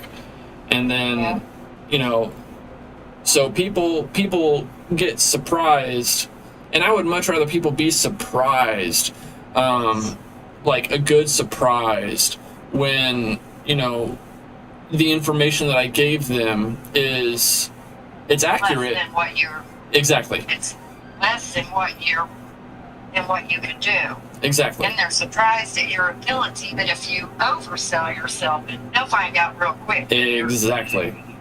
You know what I mean? Exactly. That's why I always downplay shit. Like, oh yeah, no, I'm pretty good with insurance. So, you know, it might take me a minute, you know, blah blah blah. And then when they're like, hey, are you busy? Like, no. They're like, do you have anything to do? No, I already did everything. You already did everything. Yep, I already did everything. And, you know, or, you know, even like military shit, like people think that, you know, my last deployment, just because I'm not, you know, some master sergeant, you know, that I don't know what I'm doing. And then when I overhauled my section, everyone fucking fought me. Everyone fought me because they thought I was stupid, and I was like, just trust me. Just please trust me. I know exactly what I'm doing, and if you have questions, I'm happy to answer them. If you need help, I am happy to help. Right. And so, like, I mean, and I was a little nonchalant, you know, about things. Like, just bear with me. Just do it a little bit like this. But after that overhaul was done, you know, people. I downplayed it. I downplayed how effective it would be. I was just like, just do it my way, see how it goes. I'm sure it'll be fine, blah, blah, blah. And then after that overhaul was done, people were like, oh, this is way better. Like, we can find everything really quick. You know, all of everything, our hazmat materials, all of our tools, all the equipment, it's really easy to track and all these things. I'm like, yeah, there you go. They're like, did you know it was going to be this effective? I was like, I did, but I didn't want to like overplay it and be like, oh, I'm the big shit, you know? So it's like, I don't consider that lying. I consider it, tactical information is what that is. And I know people, like you said, you know, people come in like, oh yeah, I know everything, blah blah blah, and then real quick, like people that like me would be like, yeah, you know, I know some things, and then people like me that just say they know some things, or they're like, yeah, I'm proficient. They notice the things that, you know, people are like, oh, I know everything, blah blah blah, I don't need your help, and I'm like, then why are you doing it wrong? Right. Then why didn't you do this before that? Like, why is this document incorrect? Like, not just a couple spots. You need to redo the entire fucking thing because requisition will not fucking take it. And they're like, oh, well, you know, how I did it, black. And it was like, oh, so how you did it was wrong this entire time and you still have a job? That's amazing to me. Because I know when I fucked up, I got my shit reamed. Like, and it was a small fuck up. Like, but like how I got my shit handed to me, you would think that the world was fucking ending. Because that's the thing, when people are jealous of those that excel, they do make it rougher on you, especially when they're pukes. yeah. For instance, when I worked at Hand Surgery Associates, it was before Mackenzie was born. I got this job. They were 6 months backlog. In 3 months, I was not only had the 6 month backlog caught up, but I had everything current. And the gal that was sitting across the cubicle from me, everybody in that department kept telling me, "You're making us look bad. You're making us look bad." I said, "How am I making you look bad? I'm hired to do a job. I'm doing my job." And this one gal was there for like 14 years. And I had only been there 3 months at this point. But because my work ethic was such that it is, that I'd only been there 3 months, and then they transferred me over to be the manager over this one department. And I'd only been there 3 months, and everybody was pissed. Yeah. I mean, yeah, I know exactly how that is, because, again, when I was at Nora, and I was like, you guys do know, I'd be happy to teach you all, like, the digital portion so you can get away from all these paper charts and everything. And they're like, well, you know, how long would you need? I was like, I need a day. Not even 24 hours, a regular 9-hour day, or actually probably not even that, just a 6-hour day. And then, you know, that training day is done, and then I'd be happy to answer any questions and assist with whatever. Like I told them, because everyone was complaining about having to do double the work because everything that should have been done digitally was done digitally, but then they also had to do it in their paper charts because everything. And I was like, we could make this a digital practice, like, really easy. They're like, well, yeah, but then we'd have to, you know, get everything digital. And I was like, not really, because you're going to be required to use these charts as reference anyways, you know, and you're required to hold it for like 6 to 8 years anyways. So these charts aren't going anywhere. But as soon as you start doing everything digitally, like insurance, like I showed them how to get a digital copy of their insurance and have it on the digital system. I was like, it's really simple. Even this, I was like, it's easier with the send, but you know, I can walk you through everything, you know, on the system. And it didn't happen because the people that, like, the one lady that decided not to retire and kind of fucked me over, she was against it. The thing is, the law is, it was supposed to have been done in like 2008. Yeah, I know. Supposed to have been done all those years ago. I know, and I was like, I'm amazed that you guys haven't been getting fined every year. Like, I'm amazed. But, and then I gave them, like, and I even told the doctors, I was like, you don't have to pay me any extra for this. Like, it's just gonna make everything easier. Like, it's like you're already doing this. They're like, well, then we'd have to, you know, type up the charts and everything. It's like there's short keys, or yeah, there's like there's shortcuts for the notes. You go into the chart, you select what was done, you complete it. It automatically generates a like a Cliff's Notes kind of version, and then you just edit a couple things, and then it's done. And I was like, and here's the other thing that makes it really easy for like pre-authorizations for insurance and all these other things, because then all you have to do is just go in for your attachments, you click on what kind of thing, you do the note, the clinical note, and then boom, it's right there. It's a digital attachment. It's there. You don't have to do anything else. You don't have to write anything. You don't have to copy something. You don't have to print it off and scan it, blah blah blah. I was like, there's such more efficient way that you could be doing things, and I am happy to teach you. Like, you don't have to go through, Dentrix support and set up some sort of thing. You don't have to hire some specialist. I'm fucking here. I know it all. Like, and then I think I upset them because, I was kind of pushing, and then when I got a little bit of pushback, I was like, all right, fine. You know what? Don't listen to me. I was like, your front office staff that works next to me, she's going to keep on drowning in paperwork because she's having to do everything in double and triplicate. Your assistants and your hygienists are going to have to do everything in double and triplicate. You're going to have to keep on doing everything in double and triplicate. Like, fine. If you don't want to do it, it's like... That's on you. That's, yeah. So when, and then when I got the new medication and I missed a day, and then like, oh, we thought you quit, so you quit, kind of thing. I was like, okay. I wasn't all beat up about it. I had that conversation with Dad because I was like, he's like, you're going to work, right? And I was like, yeah. And I was like, but I don't know if I should even stay. I feel like I'm kind of being pushed out anyways, and all these things. And he's like, well, still go. And I was like, I was planning on it. I don't want to, but I was planning on it. And then I got there, and then they're like, you quit. I was like, did I though? They're like, yeah, you quit. I was like, oh, I guess, okay. I don't agree with that.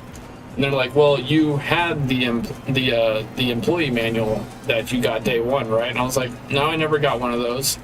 They're like, you should have. I was like, well, I didn't. And I also didn't get a login or anything for like 3 or 4 months. So do you really think I got an employee manual? Right. But yeah, so it's just, I don't know. But as far as Kenzie goes, he's gonna, I don't know. I don't know. I don't have any new advice for him. Like, the things that I've told him, it doesn't seem to stick. Like, and I don't really sugarcoat shit. Like, I'm just like, hey, it's gonna be fucking rough, dude. Like, the thing that upsets me is, I don't know what's up Dana's budget, but I have never done them wrong. I didn't, I've offered to babysit, I've offered to do this. I have never babysat Beckett, and I really haven't seen him much over 9 years. I believe that. Because every holiday, it must be spent with Dana's mom because, her dad's dead, and, they just have to spend the holidays together. What about the rest of the fucking family? Yeah. Yeah. Sure, my dad died when I was 6 years old, but I don't live to celebrate the death of my dad. I live to celebrate the life of my life. Yeah. The people who are still in my life. Mm-hmm. But I don't understand that they don't ask me to babysit. In fact, many times they'll send out all these invites and then send me a text last minute saying, oh, by the way, we're having a birthday party tomorrow. Oh, these things went out a month ago. Yeah. Somebody at one of Beckett's last birthday parties, I had just gotten a text the day before telling me about this birthday party. And then when I'm sitting there, something was said. She says, oh, yeah, we sent out the e-invites like 2 months prior. And I didn't even get the message until the day before. I don't even think they like us. They definitely don't want, they don't want anything to do with us at all. And I have nothing to do with my grandchild, They don't call me. They don't call to see how I am or nothing. They don't, nothing. Yeah. I don't know. I think the real thing is, I don't think it's anything against you, Dad, or me even, really, because they don't really reach out to me either. I think it's because of proximity, which is weird, because you'd think that because I'm in the proximity, I would, but I've been out of the proximity for so long, all over the fucking place. But I don't quite think it's anything against you or Dad. Sure feels that way. But they don't want anything to do with us, and they don't want. I don't know. Right. But Her mom can babysit, and they can do all this stuff, but I can't even babysit. Well, you know, it's too far of a drive to come down for you to just babysit while we go out to dinner or something. I said, but I'd love to spend time with my grandson. But they don't call, they don't invite, and most of the time I'll call and say, hey, what are you guys doing this weekend? Oh, we got plans. Okay. You know?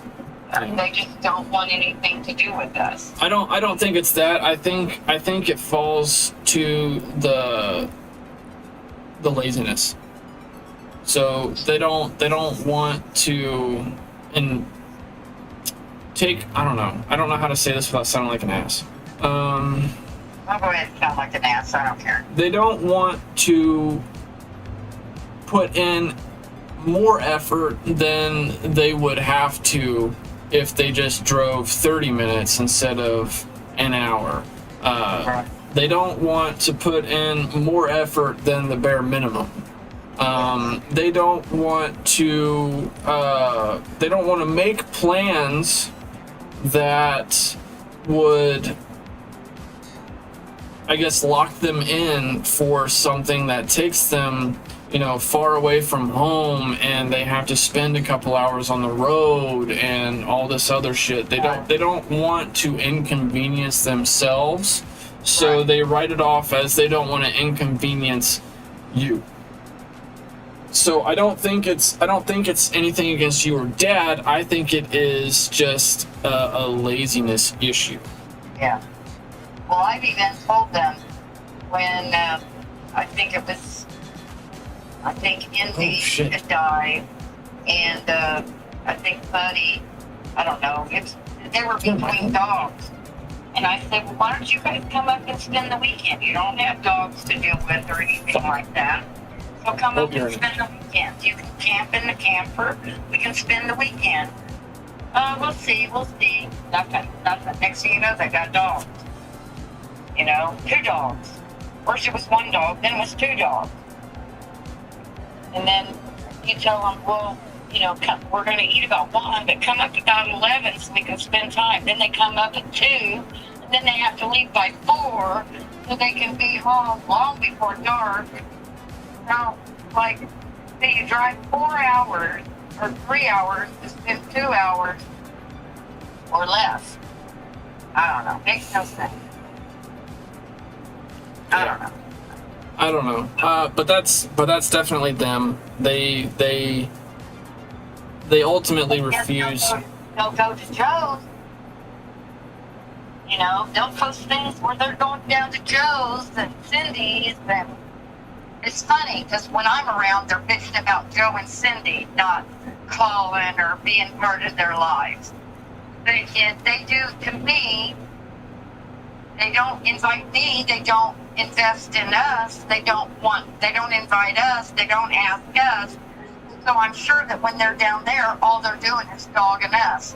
Well, they don't call. They don't do this. They don't go out. Well, you know what? If you don't include us, eventually we're going to quit asking you up. We're going to quit.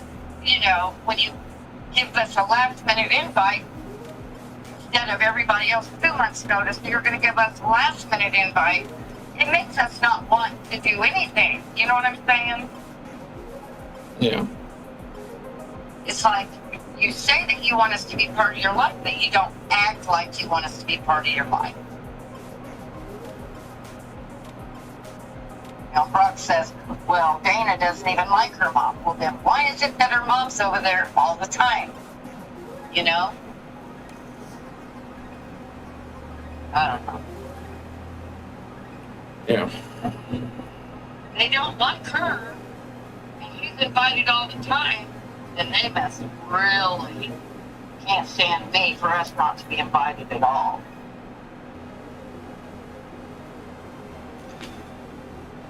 I don't know. Maybe if it is something like that, and that's probably the same reason why I'm kind of shut out as well, is because we don't live, again, I don't know how to say this without sounding like a dick, but we don't live in fantasy. Right. And I don't, Right. I don't know, I don't remember what Dana's mom's name is, like Patricia or so, I don't know. Winifred or something like that. Yeah, something Italian. It's not Winifred. It starts with a W. It's something Italian. But No, it's not Italian. It's no, I'm thinking of her grandma. I'm thinking of her grandma. and I know her name starts with a W, I believe. Anyways,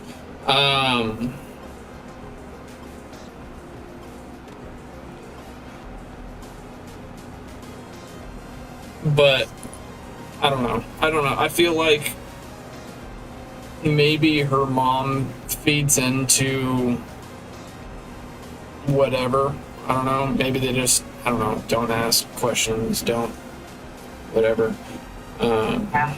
Well, even when Brock was living down at his dad's for that 15 months or whatever, I'd invite him up. Hey, you know, you've been down there all these months. Come up here for a weekend. Come up here, spend some time up here. Okay, well, let me check my schedule, you know, maybe in a couple weeks. Never hear from him. You know? Oh, they don't really respond to me that much either. I think it's, I don't know. I don't want to just, you know, give it a blanket statement and be like, oh, we're just different, you know. We're the other side of the coin. We're the maybe the uncomfortable warm side of the pillow. I don't know. But like they don't really reach out to me like when I went out with them to the Comic-Con thing, right? One, I didn't even fucking know that shit was going on until Kenzie's like, hey, you going to the con? I was like, well, when is that? He's like, it's this weekend. I was like, fuck, okay, yeah, I guess I'll go. Like, who's all going? And then they told me. So it's like, I don't even hear about shit until like the day of or the day before. And that's if I hear about shit. So like, there's a lot of stuff that I don't know because I don't know. I don't know if they think I just don't care or I don't want to be involved or whatever. But, you know, canonically, historically, I have been all around the world for so damn long that maybe they just write me off. And I get that that's something that happens to people that do work like that they just write them off. But the funny thing is Brock was in the same boat as me for a long time, so that's something that I don't quite understand, because motherfucker, you should have understood my reality because you lived it for a short period.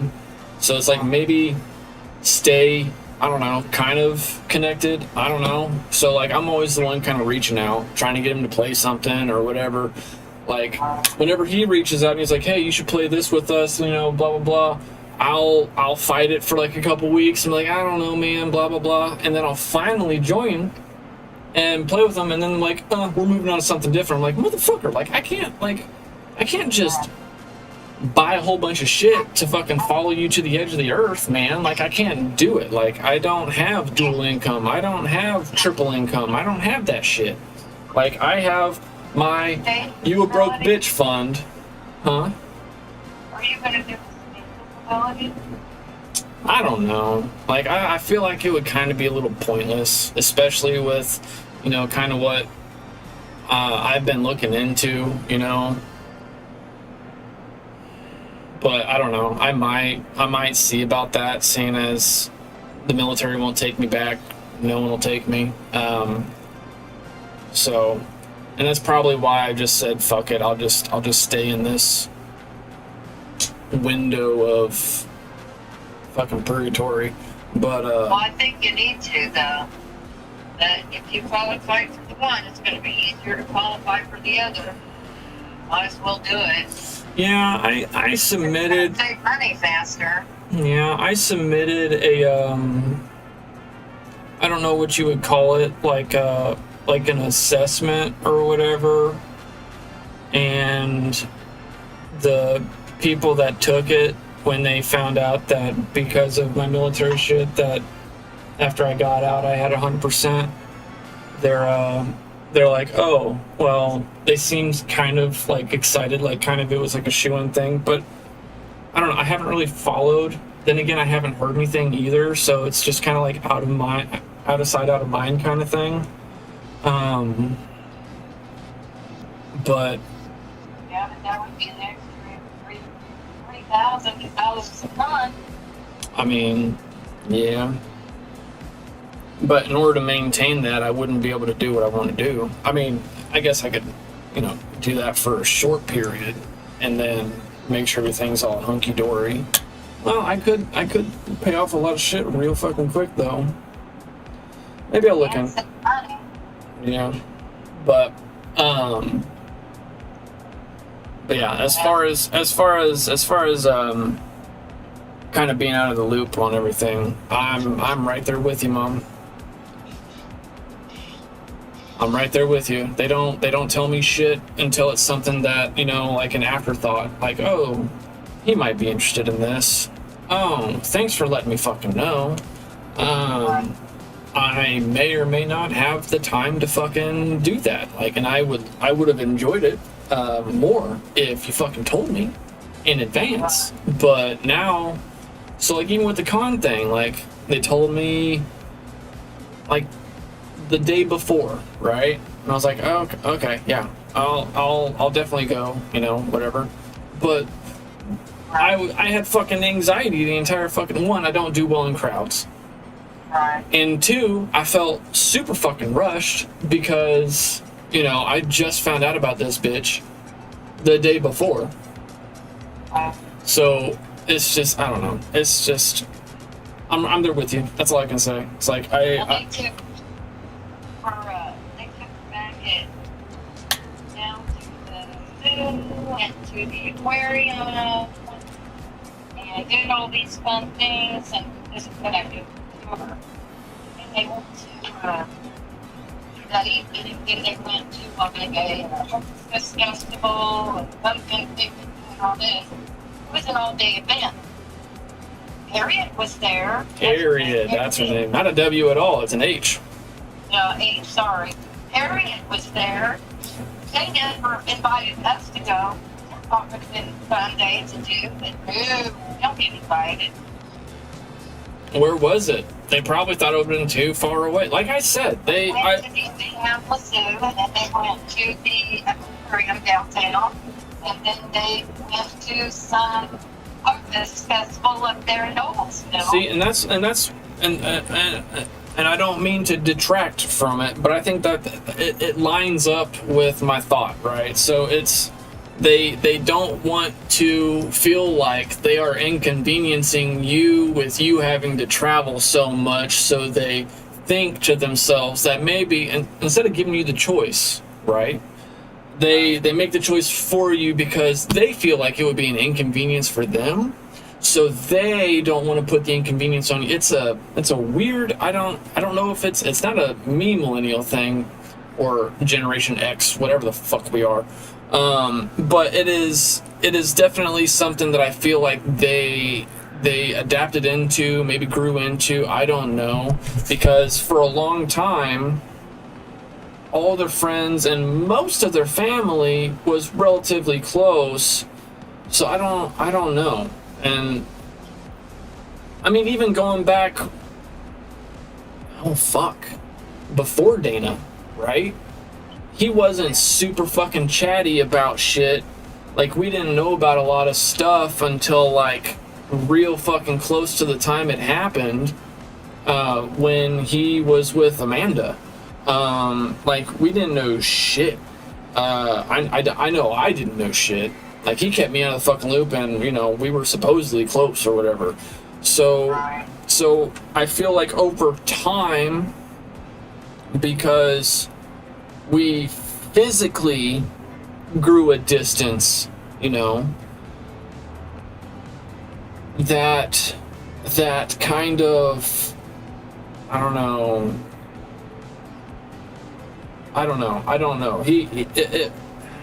I imagine that somewhere down the road, they kind of got this mentality like, oh, well, it's so easy for all these people to come, and we don't want to put, you know, mom and dad out, or, you know, the brothers out, because, you know, whatever, it's such a far drive, or, you know, they might have something and we don't really know, and you know, all these other things. And then finally they're like, well, let's invite them anyways the day before, and then it's like, well, we can't. And then maybe that happened a couple times, you know, and then they're like, well, you know, it's such short notice and we don't want to put them out, and we don't want them to feel bad because they can't come, so we're not going to invite, so we're going to take that choice away. That way it just alleviates all the awkwardness from us asking and then feeling we're putting them out, and then them, you know, having to refuse and decline, and then they feel like they're putting us out, you know, that kind of thing. So I feel like it's just, they're choosing the shortest road. They are not wanting to do the whole possible inconvenience. Sorry, I said sorry, blah blah blah. They're doing the lazy route.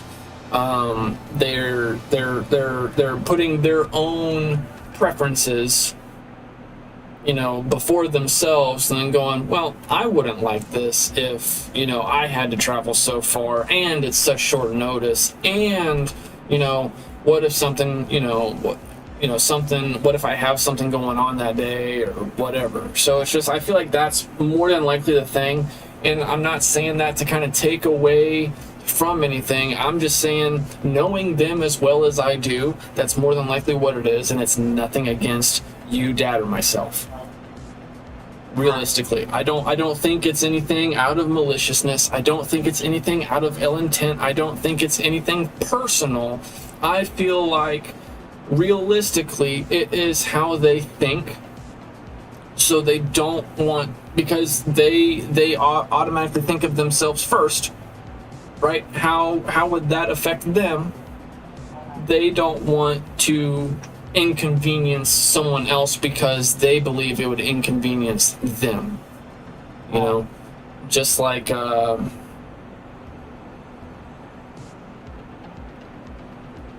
inviting up, you inviting them up. They do it on occasion, they'll come up on occasion, but then sometimes they have like, well, Beckett has this thing going, swimming, or his ninja whatever, or soccer, or he's doing karate now, or I don't know, he's fucking, I don't know, doing parkour or something, I don't know. Like, I don't know. I feel like, and it does kind of come down to laziness. You know, they don't want to adjust their plans to fit something else, or to cancel something because that's more work than they would have had to if they just stuck to the plan, you know? And I feel like because of that, and Mackenzie's been living around them in that kind of thought process for so long, that he's leached it into himself, and so it's just, he's learning all the wrong things. And he's internalizing, and he's like, well, if I can't have it my way, you know, I don't want to do shit, you know. And I just think, to circle back to the original conversation, well, not the original, the second conversation, he's going to learn that what he has learned is really gonna hurt himself in the short and long run, like, because that's all learned behavior, that's learned mentality, and what is hardest to correct is something that has been learned. And I'm not saying, oh, well, I read about this, you know, how to fucking wipe my ass correctly, I don't know, but you know, that's something that you can easily change because it's a small kind of thing that, you know, once you learn the correct way, it's easy to correct. But when it's something that you have learned and you have experienced in a weird way, how it's something that you want or whatever, or it's worked for somebody else, so you're going to learn that, and it just gets ingrained into you, and then it gets stained into you, and then it gets fucking epoxied over, and then it's locked in. That shit's hard to unlearn. That is something that is hard to unlearn. That is so like so think of it like racism. That's a learned behavior. That's not, you know, you don't come out as a baby like, oh, I don't like you because of your skin color. No, that's a learned behavior from the environment of the people that you are exposed to. So if you're exposed to a environment, a behavior longer than any others, which he spends the vast majority of his time with his stoner friends and, you know, Brock and Dana, and all that stuff like that. He has learned these behaviors and has learned that excuses are man's best friend, and if something doesn't work out, well, it's not my fault. It's your fault. Right. It's not my fault that you don't like how I work. It's your fault. It's not my fault I don't know what the fuck I'm doing. It's your fault because you didn't teach me well. You didn't teach me correctly. You didn't teach me in a way that I would understand. He told that shit on me. He says, well, if you have a problem with the way I work, then you need to blame yourself. Because the way you trained me. I said, Mackenzie, do you know why I quit training you? Because I'd sit you down to train you, and you'd sit there with your eyes shut, sleeping through it. That's why I decided to quit training you. Okay, so I hit home on that. Okay, so, wow, I should be a fucking therapist, you know, because I really get the gist of things, and I really honed into, I feel like, his biggest issue. His failures are not his fault. It is the fault of those around him. Yep. That is what he believes. Yep. That sucks. That should have been beaten out of him a long time ago, which is weird because I don't understand. He was growing up when we were little. He was the fucking golden child. I was the devil spawn. Yep, he kind of was because, and then I don't know what happened. Something in high school. He almost didn't graduate, and then he went off to college. And I told Craig, I said, no, he needs a year off, away from school, because he's burned out. He almost didn't graduate. He needs a year to just chill. Go get a job. Go do something before you jump into this, because you're already burned out. And so, nope, I'm going. And then he gets over there, and what does he do? Just fucks around. That's so weird, because, yeah, growing up, I wasn't the best student, but come high school, I got my shit in gear, and I went from the biggest problem child to top 3%, which surprised people, because they're like, how? I'm like, oh, I studied, did my homework in class. You know? But I think it's also because I got my shit rocked growing up, you know? If I did something wrong, I got my shit beat up, you know? And I don't know. And I feel like maybe that was and still is his biggest issue. He learned from observation, not from doing. Right. He learned from observation, not from doing, and then when he started to learn from doing, shit was harder than he could handle because he didn't grow up with it.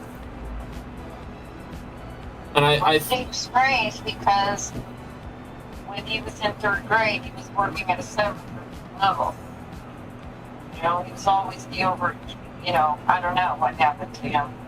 Well, that's the other thing is public school, on the whole, it's not geared towards individualism. It is if you're too advanced. That's why good students, when they're growing up, get burnt out and they become not great students. Yeah. because they don't have that challenge. Yeah, now he's bitching because all these kids graduate now that they're teaching remedial English, third grade English in college because these kids did not learn this shit in the educational system. So now everything is being dumbed down. Even college is being dumbed down. Well, I wouldn't. I don't think. I think there are some courses in college that shouldn't be okay. So how do I say this? There are some courses that I think are there for people that the education of that local area for the public school was not on par with what it should have been. And I also don't think that those remedial English courses in college, I don't think they offer the same amount of credits as like if you were to do like a English Lit, you know, a 200 series course, you know, like a second year course. I don't think you're going to get the same credit. I feel like it is a remedial for a fucking reason because it's probably there not for the people fresh out of high school. It's probably there for people who are in their late 20s, early 30s, maybe 40s, and they're like, I want to get my education, but it's been so long since I've taken these courses, you know, so I'm going to do this remedial course to get reconfigured, you know, and then move forward. I don't think those remedial courses, if they are available, I don't think they're there to be the primary education, and I think that's where he's confused. Remedial we have a patient of ours that is a high school teacher, and she used to be in the lower grades, and when she was in the lower grades with some of these students, they wouldn't do their work, and they basically was the recommendation to their parents and the school that they be held back because they just weren't working up to par. Well, the parents got pissed and said, no, you're not holding my kid back. So they can't read, they can't write, they can't do math.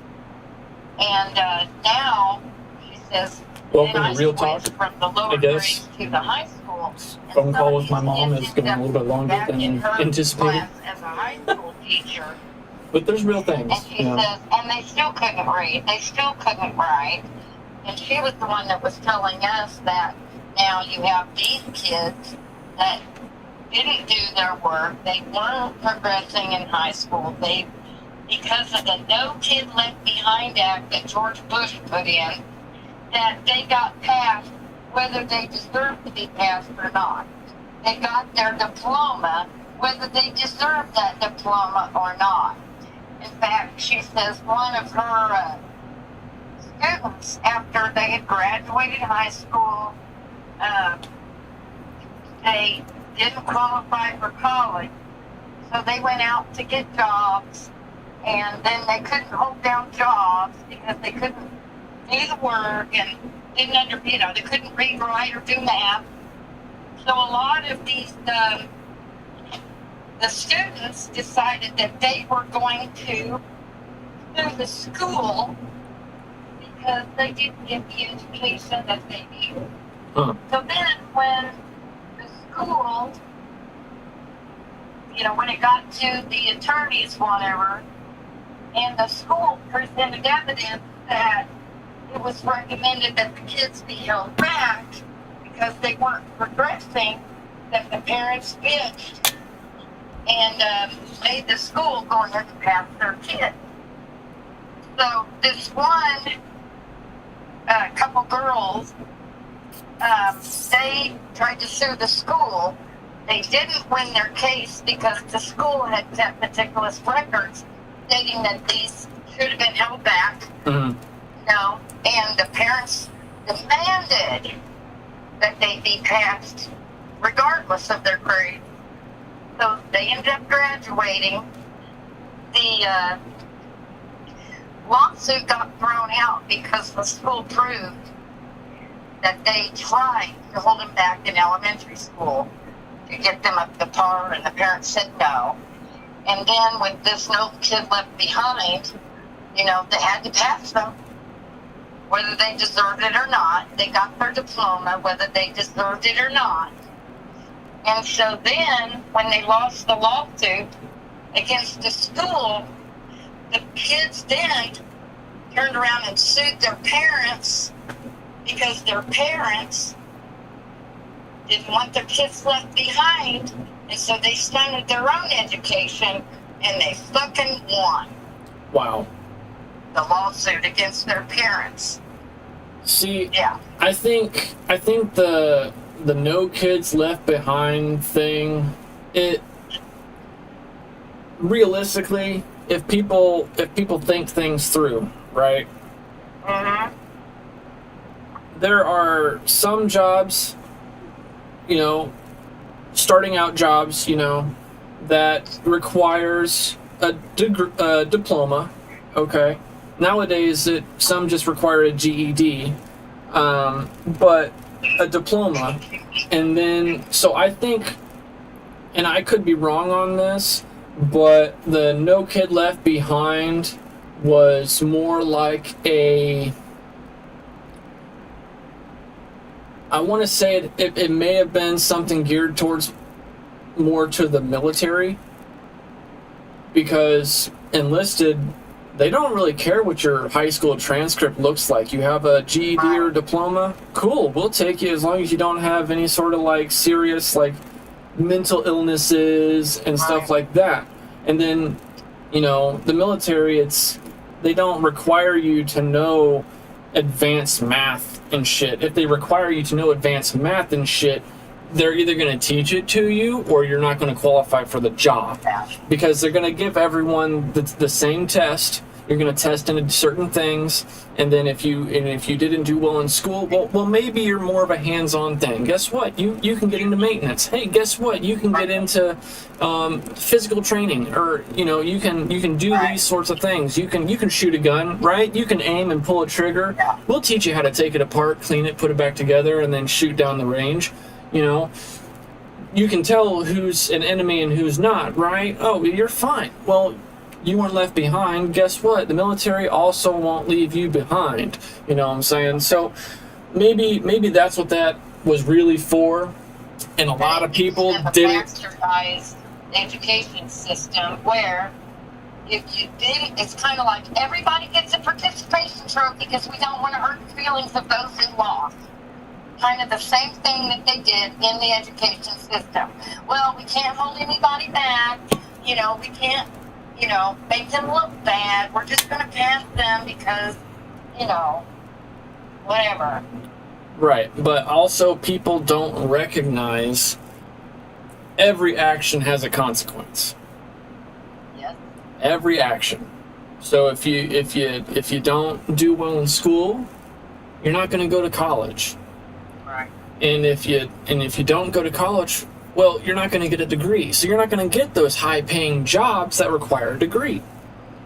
And if you don't do well in high school, your options are you can either, drop out, or you can skate by, I guess, and just barely make the cut. But then you've limited yourself. So now you have to live with the consequences of, well, I don't really have the qualifications for some of these things.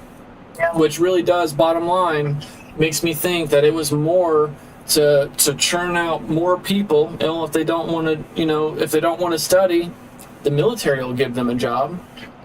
I feel like that's probably what it was more geared toward. Huh? Or they'll end up on welfare because, well, I can't look like Haley and Christopher. I just can't stand to be around. No, that was their excuse. They didn't want. But if it's an education thing, I'm just saying, if it's an education thing and that's the only thing, I feel like that may have been geared more towards filling seats in the military. Oh, well. Because they will teach you everything you need to know about that job. Right. I told Mackenzie, guys, get a job as an apprentice, as a plumber, electrician, That's a shit ton of money. something like that, because you would be making lots and lots of money. Oh yeah. Oh yeah. Even sanitation department, they make a shit ton of money. Yeah. Like driving those trucks around, you only work a few days a week, and you pull in like 120K easy a year. That's I told him that too. and that's the funny thing about some of those jobs that people are like, ooh, I don't like that job. It sounds gross. It sounds all these things. Right. Like, okay, yeah, well you could get a job that sounds real fucking awesome, like property manager or something like that. And guess what? It's not even, you're not even managing properties as far as financials. You're managing the equipment of the properties. So you're really a glorified mechanic. Right. So it's like, and I think that's where some wording gets people. But like plumbers, electricians, sanitation department, driving the garbage trucks and all that stuff, those people make fucking bank. Even their first year after they get out of their apprenticeship for those like apprentice programs. As soon as you hit journeyman, okay, you may not make $100,000+ a year, but you're probably going to make close to 70 or 80, and then that next year you're going to jump up, and then after you get through your journeyman and you're a craftsman or a master craftsman, you're making a shit ton of fucking money to the point where you're probably going to want to start your own little business. Exactly. And then you're making even more fucking money. Do you remember Di? She used to babysit you when you were little. I do not. Anyway, her daughter, Heather, the oldest daughter, they used to live across the alleyway from Shirley and Dwayne there in Southport. Okay. And anyway, their oldest daughter, April, she drove a sanitation truck, and she was a single mother of 2. She helped raise her grandchild. She has her own house, and not only is she making good money, They also have great health care. yeah, they had good health care. People would throw shit out, so she'd go around and pick up like baby cribs and all this stuff, take them home and sell them in her garage sale, make money or use it, whatever. But yeah, she would pick up trash along the, that's supposed to be going to, and nope, it ends up in her vehicle. She goes and sells it or uses it for her family, furniture, whatnot. Yeah, and that's the difference between people that don't want to put in, the effort. People that She owned her own house and raised 2 kids and a grandchild without a spouse, working as a sanitation driver. yeah, like quite honestly, I would be happy being a fucking garbage truck driver.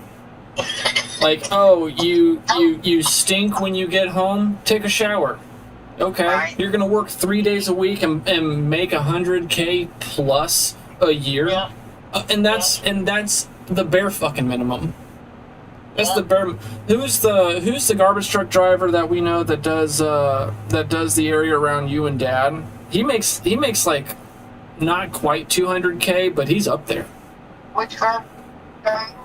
The one that does the new, maybe, I don't know the name of the company. It's like, it starts with an R or something. They're the green trucks. Republic? Huh? Republic? I think so.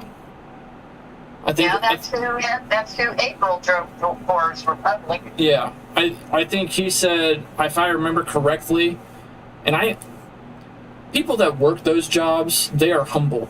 Like they don't brag about that shit. So he said he made like close to 200 grand a year, working like 3, maybe 4 days a week. Right.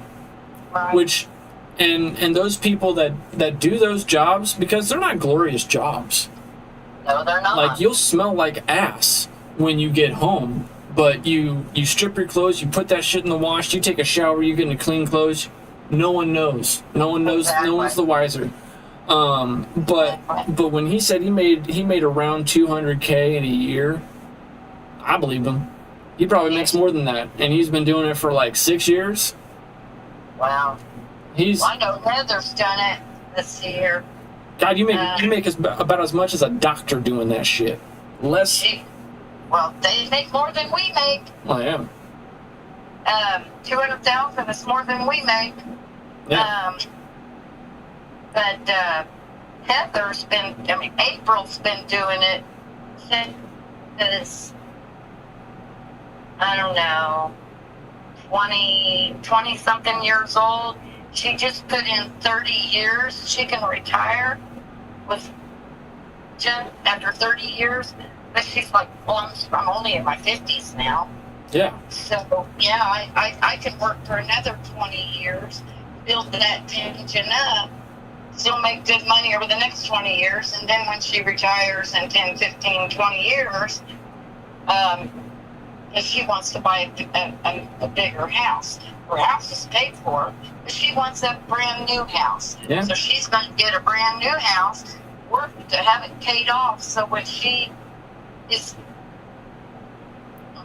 Yes. a brand new house paid for, freshly built, not a used one, not somebody's old one. Right. And she has 20 more years of income to store up and save for retirement. Plus, her retirement goes up. When she does retire, she'll end up making just about, I think it's, instead of 50% of what she makes, she'll be making like 80% of her pay at retirement. Yeah. So that's, and then that, yeah, no, yeah. So she'll probably still be walking away with 150K plus a year retired. Yes. That's, see, quite honestly, had I known about that even in high school, I would have been happy. I would have been happy doing that shit. I probably wouldn't have done the military. I probably would have just stayed with, that, because that's the other thing. Like sanitation department, if you get in the door and you do it well and you're in for whatever, let's say the company that you drive for downsizes, right? Yeah. Or you move. Well, if you did this shit for a year or two or whatever, and you had no marks against you, you were pleasant to work with and everything like that, you never missed a day that was unforgiven or whatever, you can go anywhere. There's a sanitation department in every fucking town, every district, every city, every state. Wherever you go, there is sanitation. It's a fucking required field. And let's say you move to a different country. Guess what? That country's gonna have sanitation department as well. Exactly. Like that's so much job security. Like, oh well, I don't even really speak the English. You go to Germany or something. It's like I don't really speak the language, but I got the job. It's the same job, just driving on the opposite side of the road. Right. The buttons are labeled different, but I got the job. I know the job. That is such strong job security. Like, and it's harder for a doctor. It's harder for a doctor to go to a different country where there's a language barrier. Like you might not last, man. Do you know the language? No. You might not do so well. But if it's a technical job like that, even a plumber, electrician, sanitation, just all the dirty jobs, we'll call them dirty jobs. Oh my God, you don't need to know the language. Your language is the job, and that shit's gonna pay you buku bucks. Well, I saw a thing where the post office was hiring, so I sent it down to McKinsey. I saw a thing where the traffic people who are basically directing traffic when roads are being worked on or whatnot. Yeah. I sent that down. They make good money.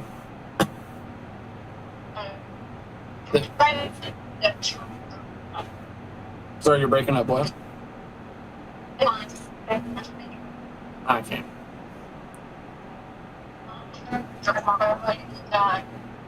Huh?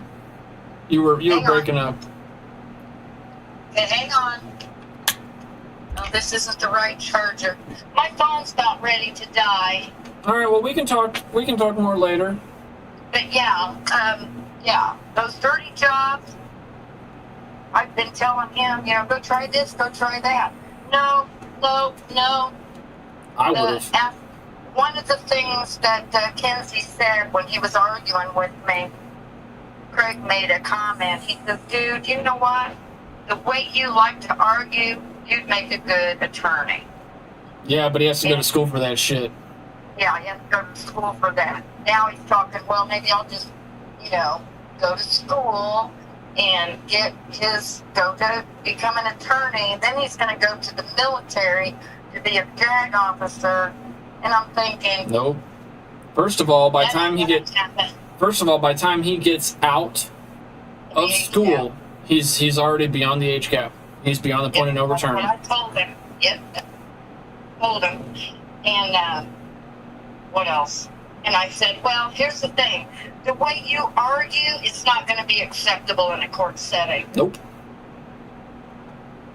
So you think you're going to be good at it, but just being a bulldozer and yelling and screaming and shit to get your way isn't going to be. You're not going to make it. Hell, he might be able to do some fine work as a district representative for some sort of political party. Left, right, doesn't matter. I'm sure his argument ability is it can be catered to somebody. Yeah, if he wants to argue change, maybe he should get on the ground floor and try and do that shit. Right. Yeah, he's just delusional, and he just doesn't know. He's sheltered himself by avoiding he knows shit. Everything, but he doesn't know what he doesn't know. Right. And so much of what he does know isn't so. Right, because he's avoided all the hard truths. He's avoided everything that hurts his feelings. He's avoided everything that does not vibe with him. So he's limited his own experience, his own knowledge, his own everything because of those choices. Like I said, every fucking choice, every action has consequences. Yes, it does. Luckily, my choices only really affected me. Physically and mentally. A little bit emotionally. Wow. I missed you, man. Yeah, I'll be up for Father's Day. Okay. Yeah, I don't know when Father's Day is. I could have swore it was this weekend. I'll check my calendar. Or it's next weekend. I'm gonna check the calendar real quick. We'll see. It is not this coming weekend, but next weekend. Okay. The 15th. Okay. Alrighty. Alright, My well, phone's about ready to die. I mean, it's got such a little red mark now that I'll probably lose you. alright, well, I'm glad you're doing alright, healing up okay, no complications. Yeah, do something about those stairs so that shit doesn't happen again. Right. Well, I have some extra memory foam that I think I'm going to lay across the bottom for now. Well, alright, well, it sounds like you're planning on having a crash pad, so let's try to not do that. Well, I'm planning on a crash pad. This is the third time I've missed the bottom step and fallen, so Yeah. I need a crash pad now. Alright. Well, get your phone charged. Yep, love you too. Alright. Talk to you soon. Sounds good. Keep in touch. Will do. Alright. Love you. Have a good day. Love you too. Alright. Bye. Bye. Well, how's that for real talk? Some real solid shit, right? Got to listen to some family drama, some preference points as far as sanitation. It's a great fucking job. I probably would have done sanitation before military, honestly, had I known what I know now, probably wouldn't be so fucked up. In more ways than one. In more ways than six. But, let's get back into it.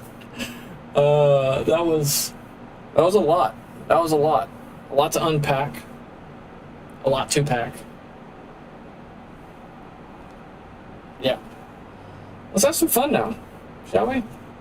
Let's see what's going on. Oh, shit. Anyone that watched or listened, feel free to join the chat. Tell me your opinions on everything. You don't need to get all involved in everything, but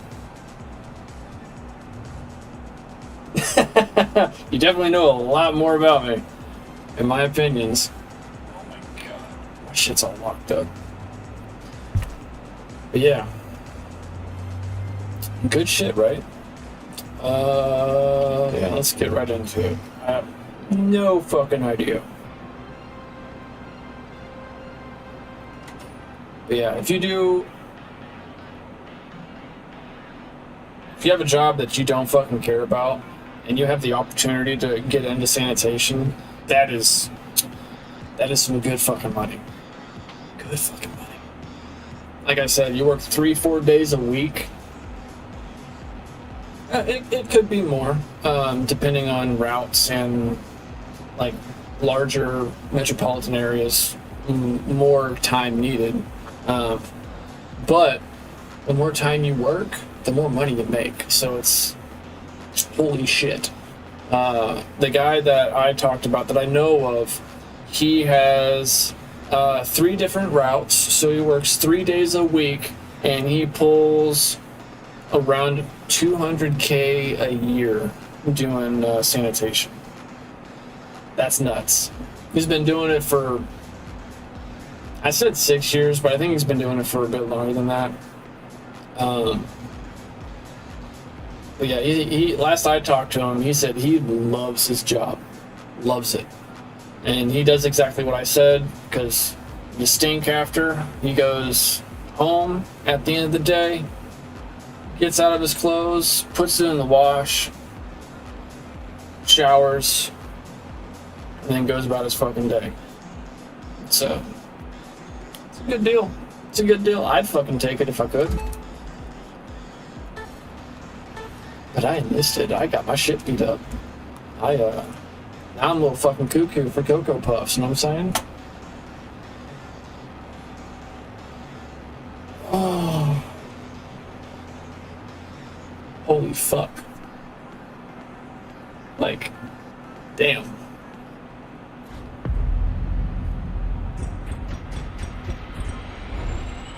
Funny thing is, I thought I had that muted. I don't fucking thing. It was just supposed to be a long break. What up, peoples?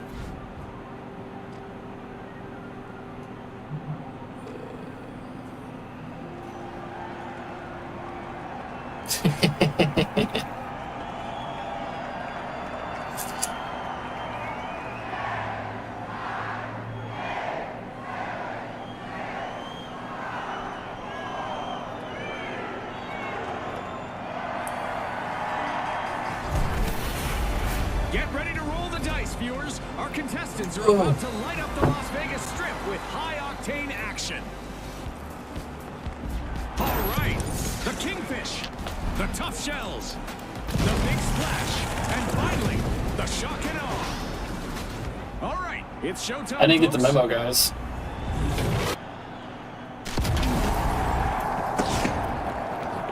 As the evening sun casts its glow on the arena, our contestants prepare to unleash chaos and destruction in pursuit of fame and Placing an glory. explosive. For once, our arena hasn't been shaken or stirred. It's a straight-up stage for the crowd. Vault 1 is being unlocked by the Tough Shells. Throwing some poison. The Kingfish swooped up a cash box.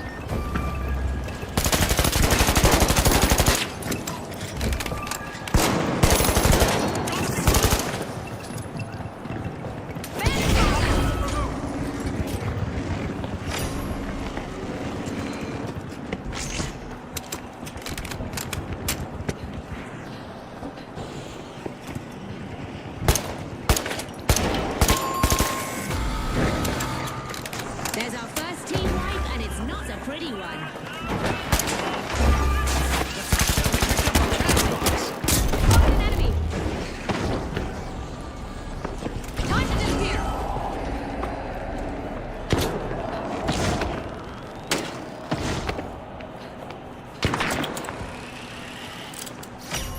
place from the Tough Shells. Cash out underway.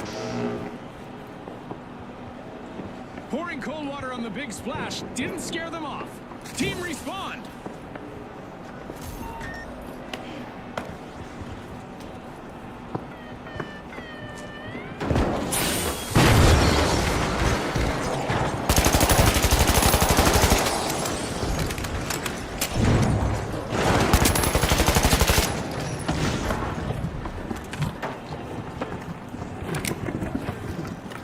Using gas grenade.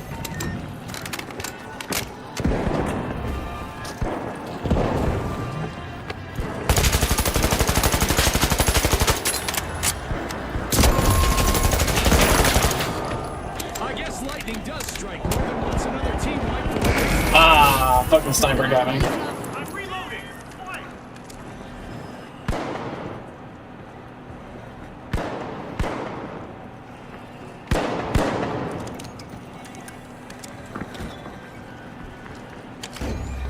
Shooting you back to back. Back in. The big splash have Damn. returned to the arena. Retaliation is about to hit hard. The Tough Shells need to get fortified.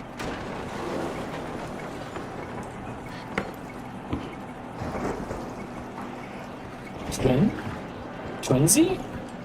Twin? The Kingfish swim ahead. Twin! Not twin. Twin? Twin.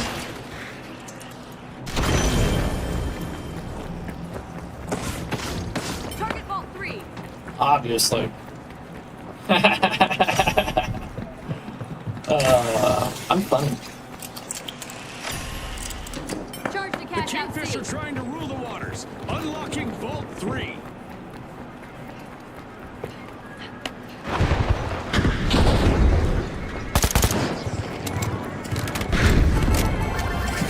Tough Shells have cracked the competition and claimed the lead.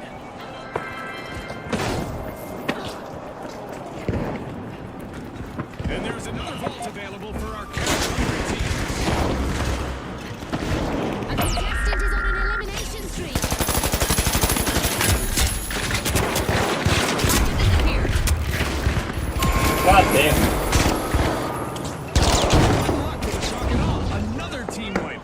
Scotty, they've picked the wrong way to inspire awe. Vault 4 is being unlocked by the Tough Shells.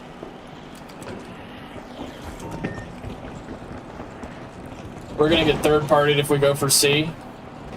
Go for, yeah. The Kingfish swim straight to the action. Cash out in progress. We've got the shock and awe returning to the arena. The Tough Shells have commenced a cash out.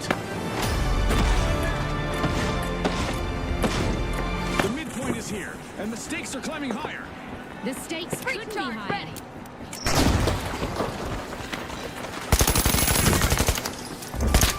Thermal vision active. Breach charge landed. Gas grenade out.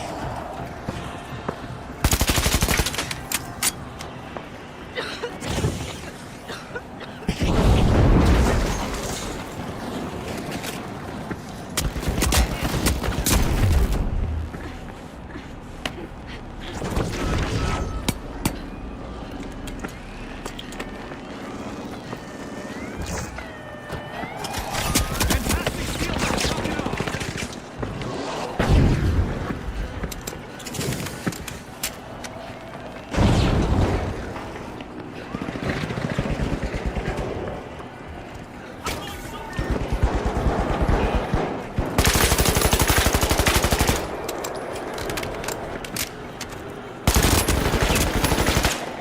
awe. Using gas grenade. A contestant's elimination streak is heating up and showing no signs of cooling down. Stand clear. Ah!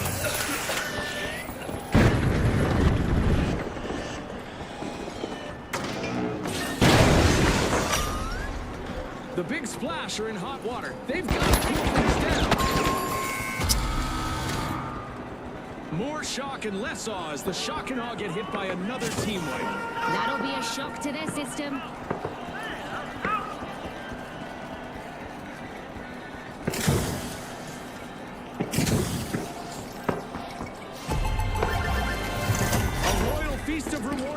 Kingfish. Cash out complete. Look at members of the Kingfish never leaving each other's side. Great teamwork.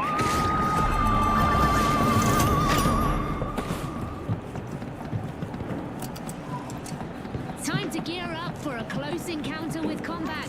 We didn't translate the rules into whatever language these folks speak, so expect some major infractions. Threat detected. The Big Splash need a big play to avoid going under. Pop the gas out. The Kingfish are tapping into a vault.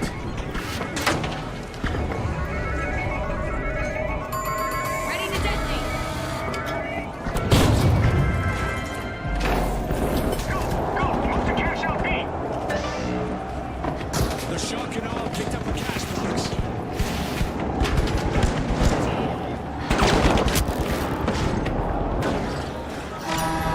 We aren't quite done yet. The outcome of this match will be decided in overtime. Cash out set in motion by the Big Splash. The Kingfish have returned to the arena. Retaliation is about to flood in. The Big Splash wants to get out of the way. I've got the poison. The Tough Shell swooped up a cash box. I'm the final boss, motherfucker. Oops, not me. Yep, I ran into it. Start a cash out. I should have dropped down. Impressive steal by the Kingfish. Ah, that was so well played.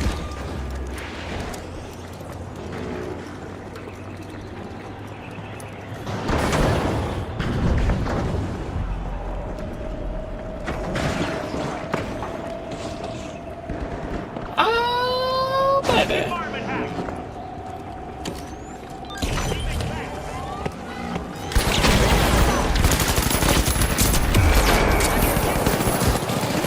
They're moving from one elimination to the next.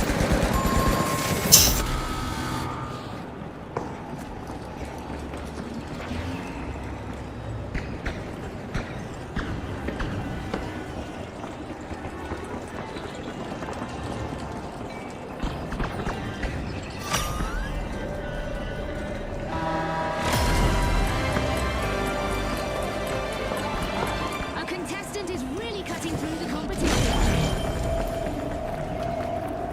The shock and awe back in action. And the Kingfish just got hit by another wave. Misfortune loves a target. They just couldn't swim away from that one.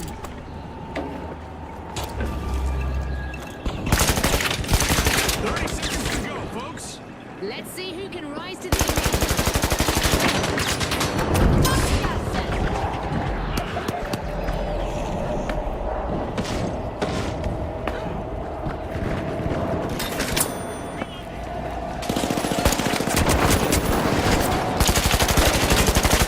10 seconds left. Fucking third party. Deploying jump pad! The Tough Shells look solid all the way through this match. They grabbed the top spot and are moving on to the next round. The Kingfish.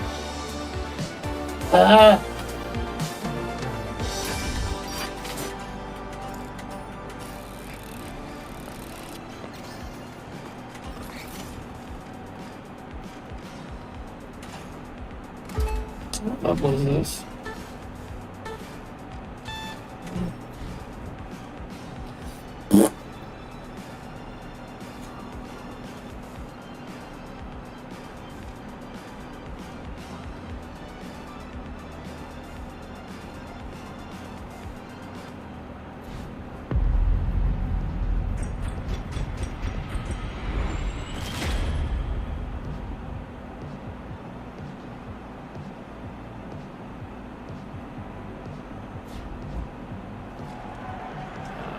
Fuck.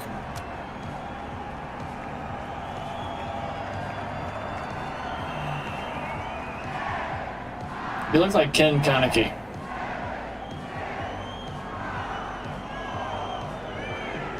Kinda. Exactly where I hoped this was going. Fortune Stadium.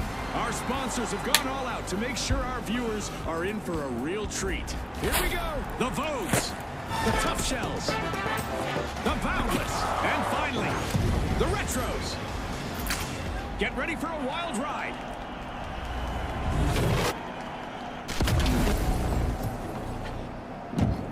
It's dark out with reduced visibility, but it's not bedtime for our contestants. At least not yet. Fresh and polished, the arena stands ready. Let's surprise the onslaught. The Retros are eyeing the contents of the Boundless breakthrough, opening Vault 1. That's our first elimination. Our contestants clearly mean business today, Scotty. And not even a point before they got started. Right, Scotty. Sometimes actions speak louder than Throwing some words. poison. The Boundless picked up a cash box.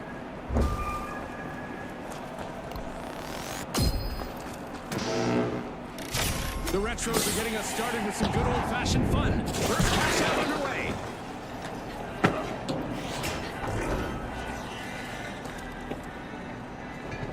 Endless possibilities ahead as the Boundless have started a cash out. Enemy, down there!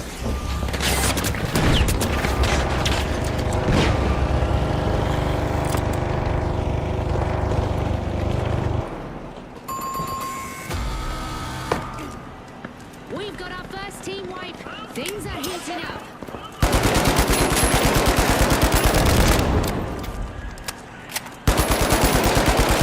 Fantastic steal by the Vogues.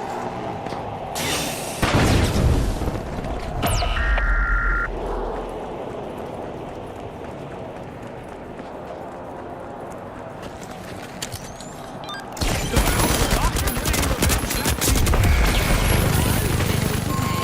all, they organized that wipeout. Bro, get it the fuck off that pistol, bro. You ain't doing shit.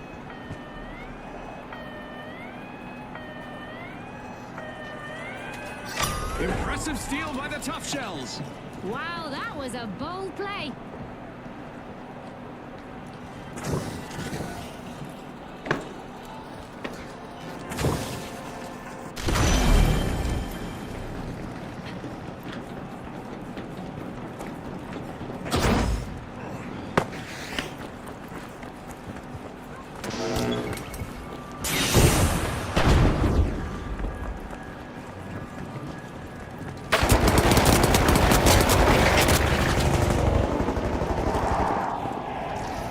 Outgoing gas grenade.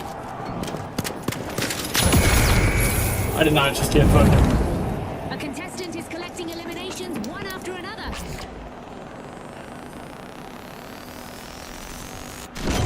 Okay, let's go. The Tough Shells are taking Bringing charge you of the back. match.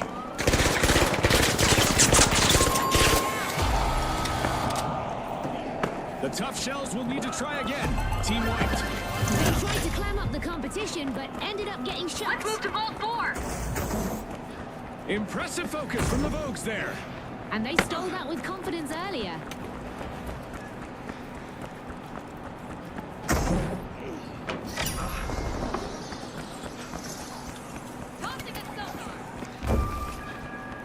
The Tough Shells have returned to the arena. Retaliation is on its way. The Retros need to be prepared. Threat The detected. Retros are Up back, there. opening Vault 4.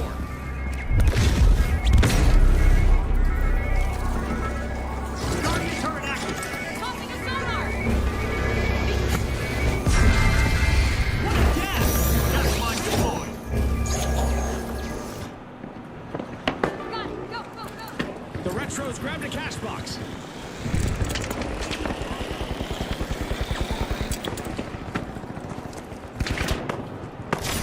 The Retros keep it old school. Cash out.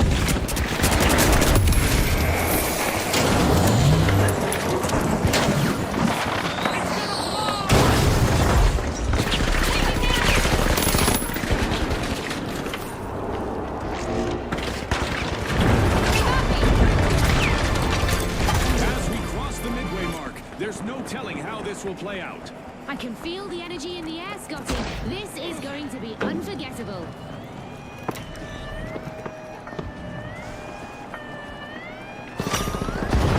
The Vogues are making a statement at the top of the leaderboard.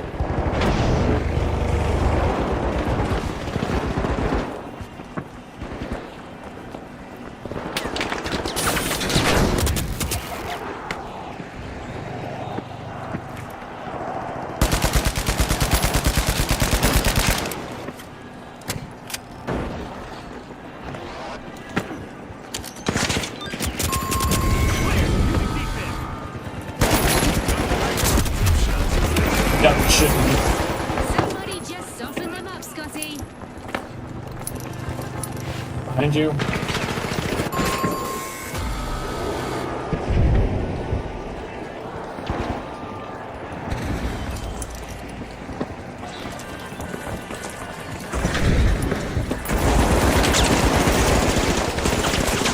The tough shells are coming back out of their shells. Team respawn.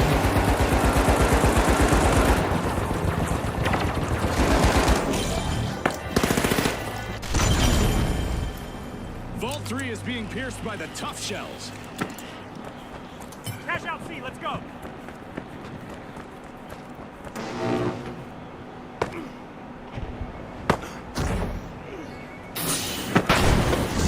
The Boundless pushed boundaries and stole a cash out.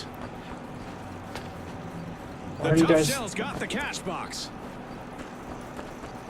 Jesus Christ. A remarkable comeback from the Boundless. Third place. The tough shells are initiating a cash out.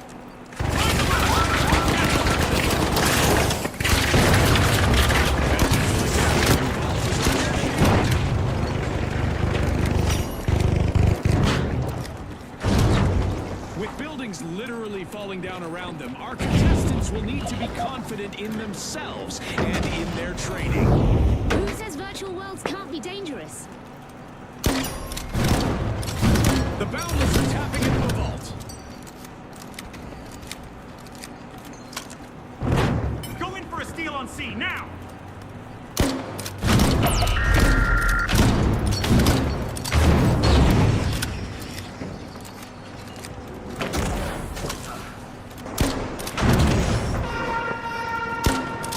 The Boundless swooped up a cash box.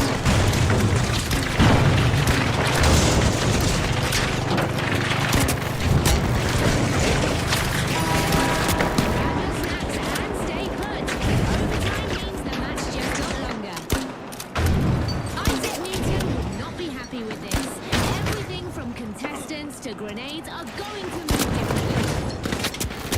Oh my god, I can't land on the fucking pad.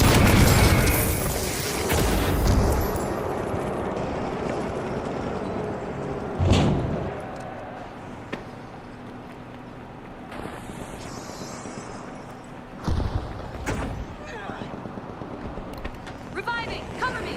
A reminder that our contestants will not experience any muscle atrophy or skeletal deterioration during our low-gravity event. It's all fun and games in the arena.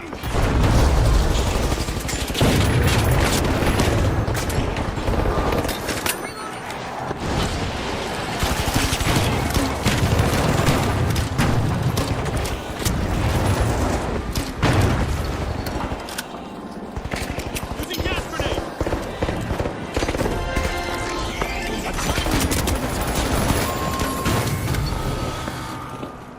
The tough shells cracked once more, folks. Team wipe.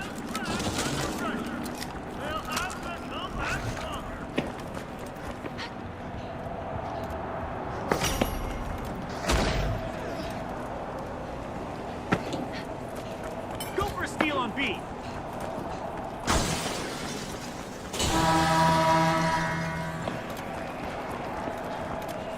Here we are, down to the final 30 seconds. The teams need to push hard to secure their victory.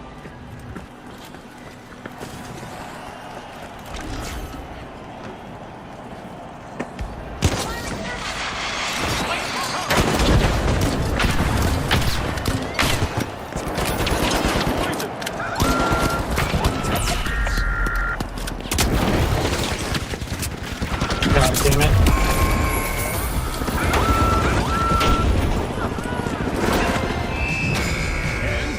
the Boundless taking top spot. They're the ones to put a fence around in the next round. And a shout out to the Tough Shells, who have also...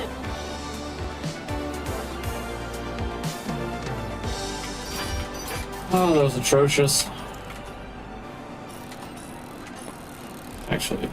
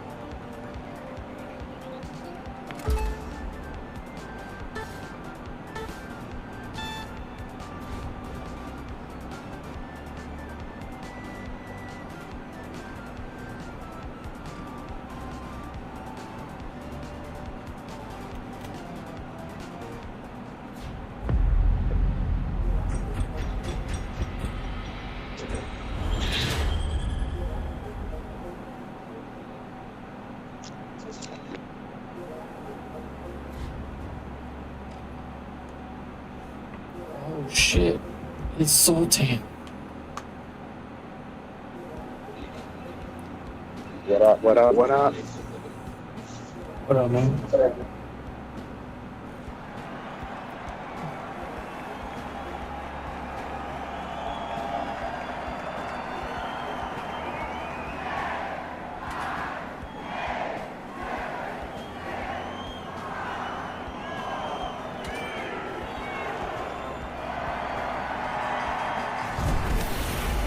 Get ready, folks. We're at Skyway Stadium, where the stakes pile as high as the rooftops. Who will come out on top in this aerial showdown?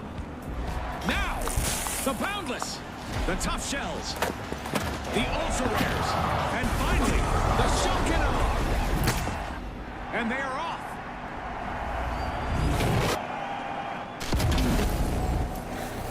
Open ball two. Night has fallen and reduced visibility means our contestants need sharp instincts to navigate the arena. Contestants may need to reach for the sky to find cash-out stations, all while staying nimble enough to chase other objectives on the move. We call it up, down, left, right. Vault 1 is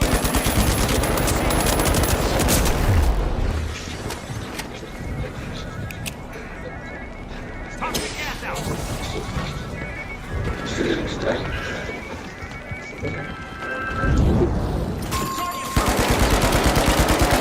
The first team wipe is in and the arena is buzzing. Gas the mine. Shock and Awe are stepping Going up. for the revive. First cash-out.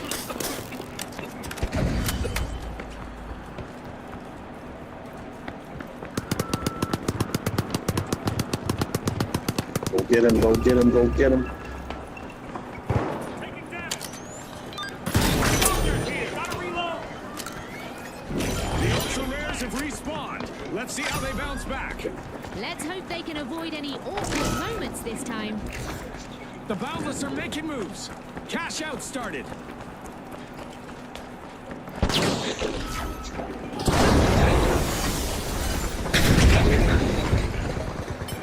Going for a steal on B. Now.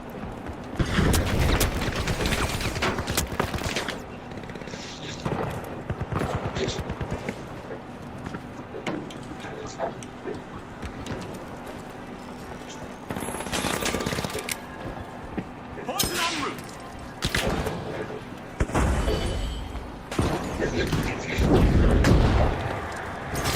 turret.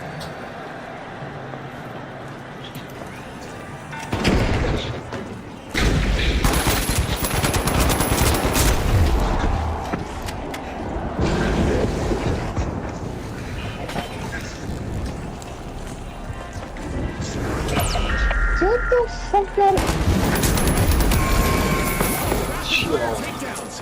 A contestant in the tough shells just wiped out several opponents in one go. Team wipe calamity for the shock and awe. That probably shook them up a bit.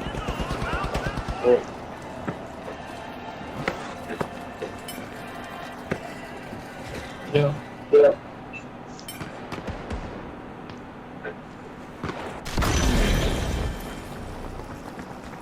The shock and awe have respawned. Let's see how they bounce back. Back from that hard exit and ready to rock. The tough shells need to look out. Toxic gas out. A strong push from the tough shells has put them in the lead. Stormbolt 3.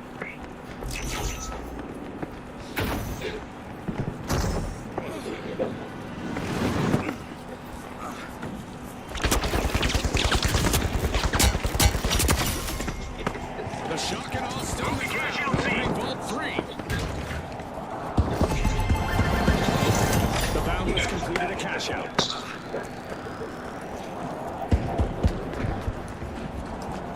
Another vault has surfaced. Let the chaos unfold.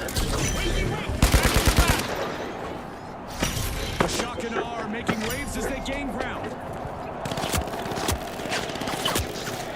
Go defensive on C.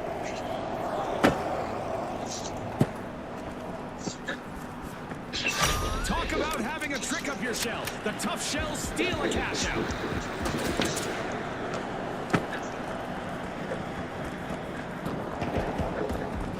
What are you doing over there, homie?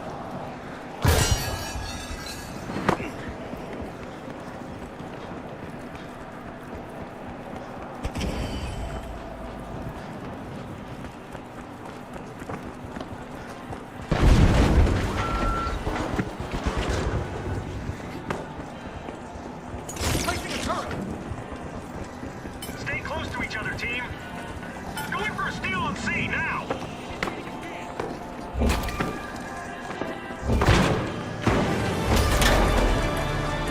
As we pass the halfway point of the match, you can cut the tension with a knife, an assassin's dagger, or a cheese slicer. This is Gas grenade intense. out.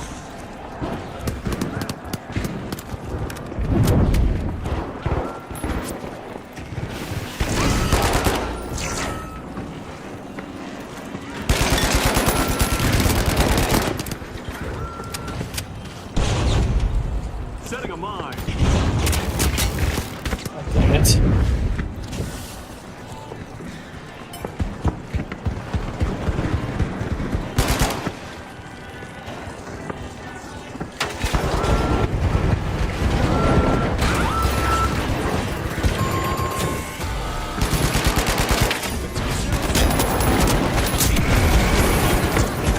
Way to soften that blow.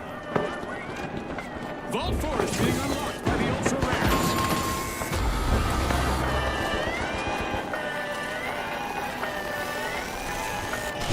Honey, I'm home. Yeah. The tough shells just made their return to the arena. Opportunity for retaliation, I say. Will it be backlash for the boundless? Danger in cash out Kudos D. to the shock and awe. They just cashed out. A strong game plan from the shock and awe as they are sticking Danger together in out cash there. out D. It's not looking good for the ultra rares. They have to act now. Our contestants are in for an astronomical surprise as meteors rain down upon the arena.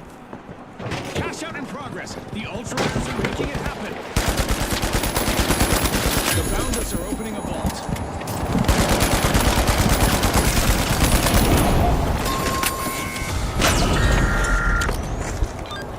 Defense working its magic. Back in action. Reloading.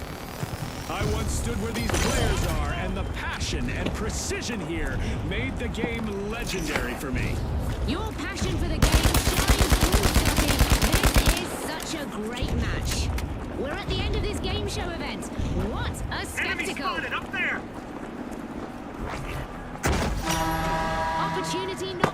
once again as we head into overtime. The Boundless have kicked off a cash out.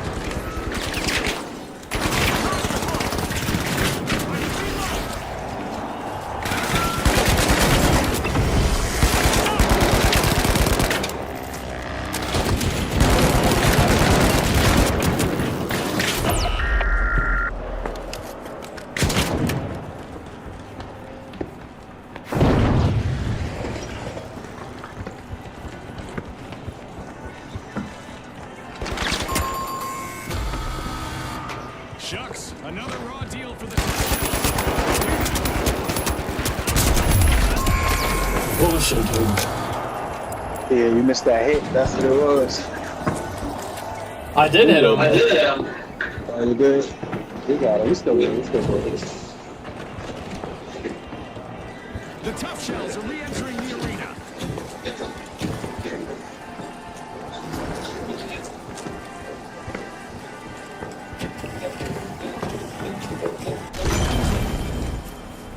Attack on B. Agreed. Steal it.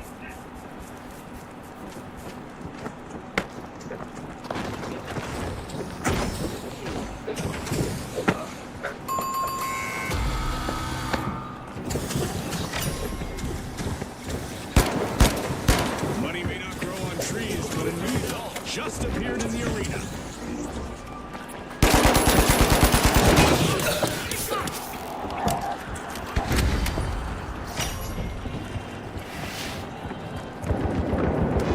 The Tough Shells are re-engaging. Toss the gas in.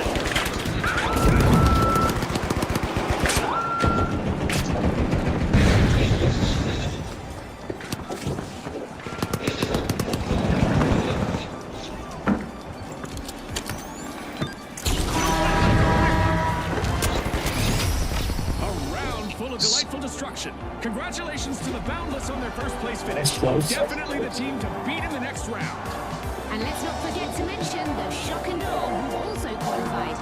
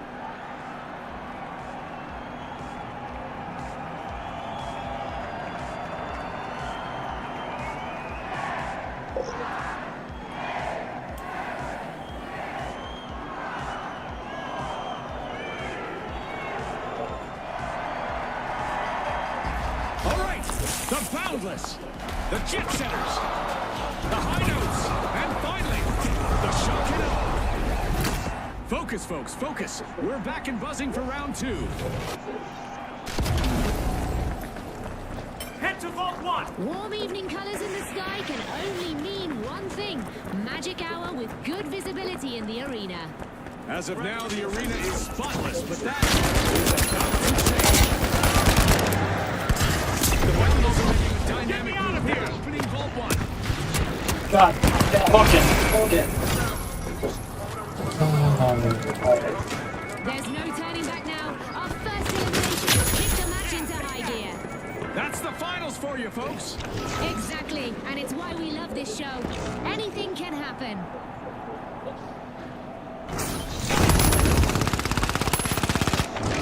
Reloading. The high notes swooped up a cash box.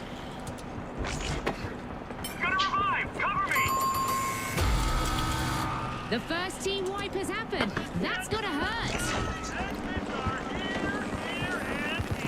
Using fire grenade! Back in play! Initiating escape!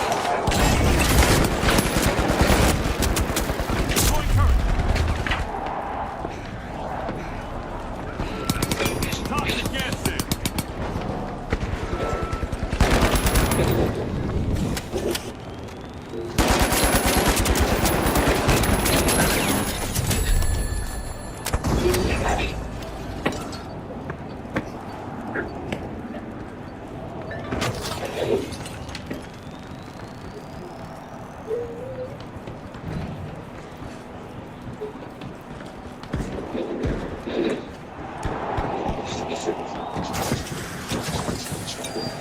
Go back up. You only got one hit. Alright, one back. Back in action! Gas mine on! The shock and awe got the cash box. Go to cash grenade! Really double team.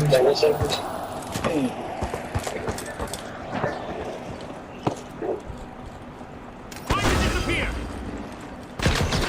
Enemy got me! A contestant is on an elimination streak. The jet setters have been grounded once again with I'm a going to team revive! wipe. Hold on! They stalled for sure.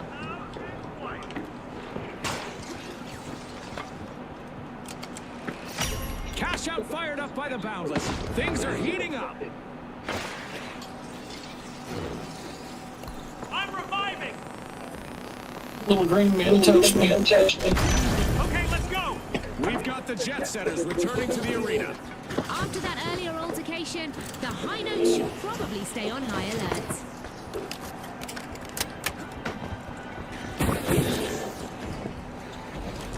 Steel cash out A!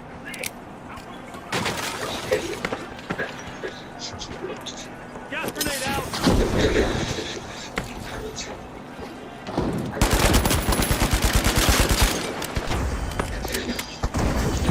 Our first cash out goes to the high notes. Let's see whether they can keep that momentum going.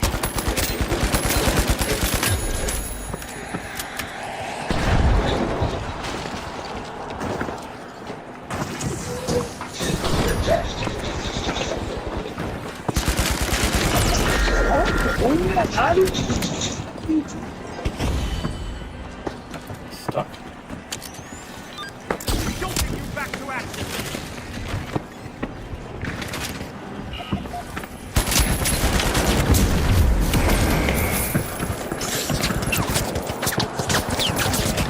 Go for three.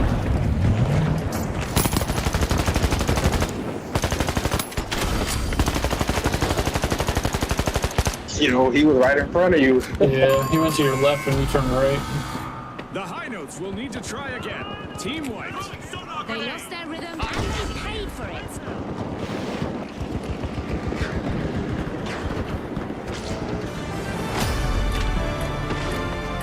Halftime. The tension is rising by the minute. Right you are, Scotty. There's no time for a break, as anything could happen in an instant. I'm back! Disappear!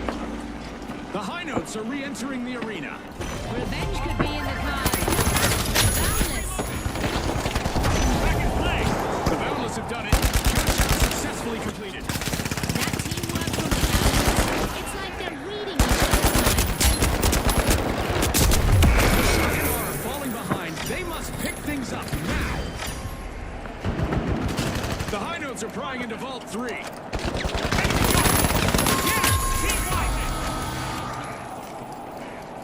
Reviving!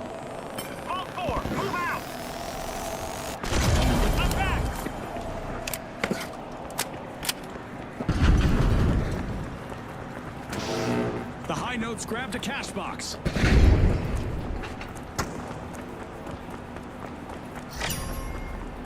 The jet setters take flight, opening Vault 4. Cash out launched by the high notes. The jet setters must take off or face elimination.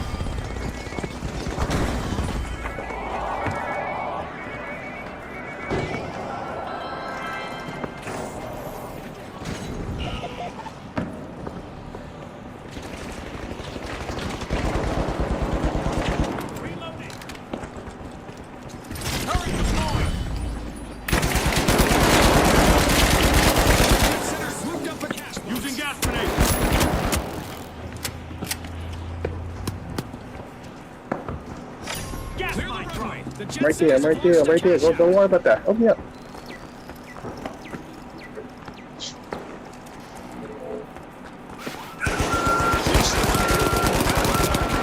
Are just a few steps away from fame.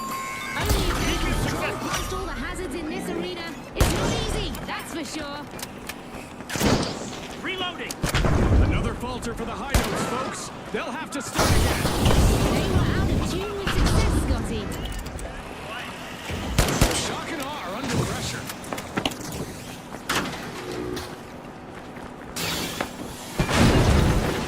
Initiating a scan. The high notes are back on the scene.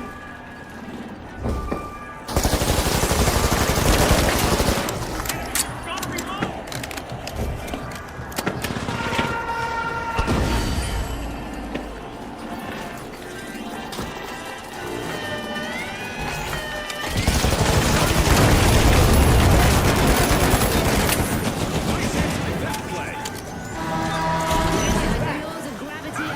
Well, we need that still. Should expect a physical fight.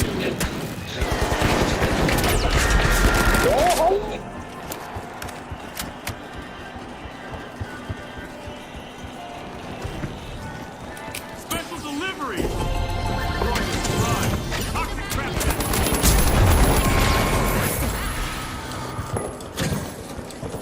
Misfortune for the shock and awe. Team wins. Absolute shocker, Scotty.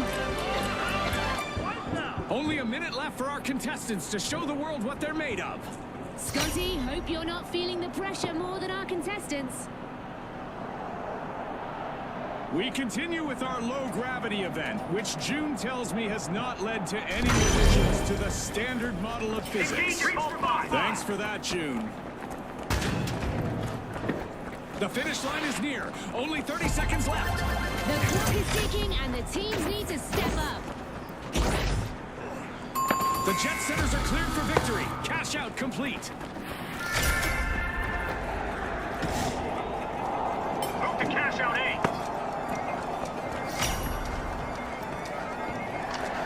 10 seconds.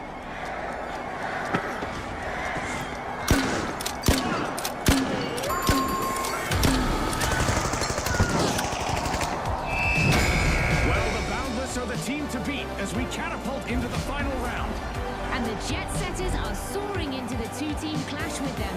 Can they elevate their game to take home the victory?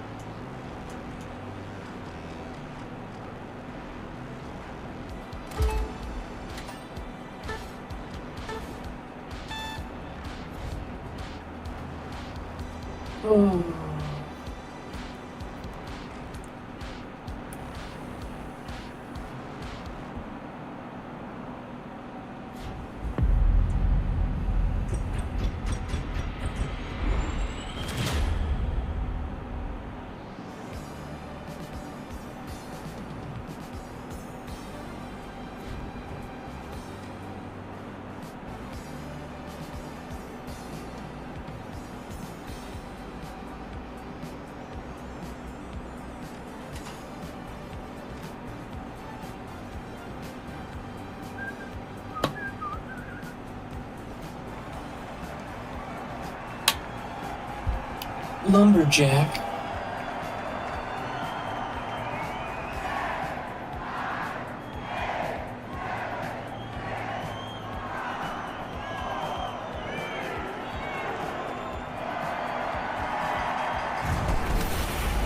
Get ready for some vertical action, folks. Our contestants are about to battle it out amid the skyscrapers of Seoul. Now, the Vogues, the Mighty, the Kingfish, and finally, the Steamrollers. Let's get started.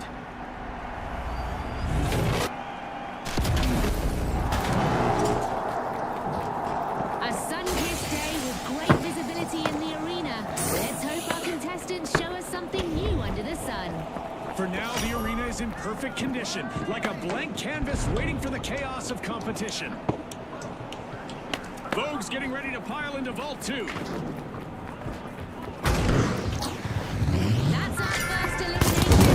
If this is any indication, we're in for an epic high-octane round. This is what it's all about, partner.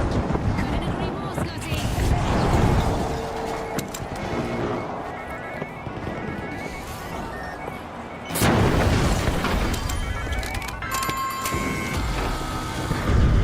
The first team wipe has dropped, and it's massive. The Mighty swooped up a cash box. Using gas grenade.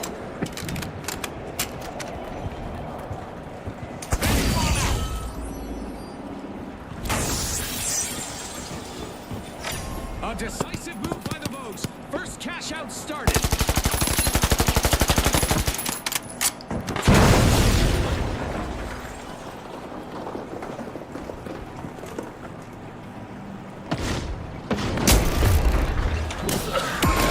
Are you fucking kidding me?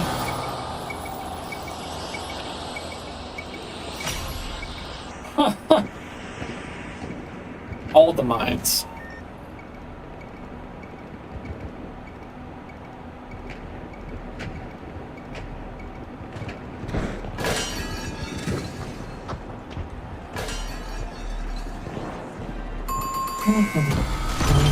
Yikes! Team wipe for the Vogues. I hope they aren't planning on making this a trend. Ha! June, you're bringing the A game today. The Kingfish just seized a cash out with authority.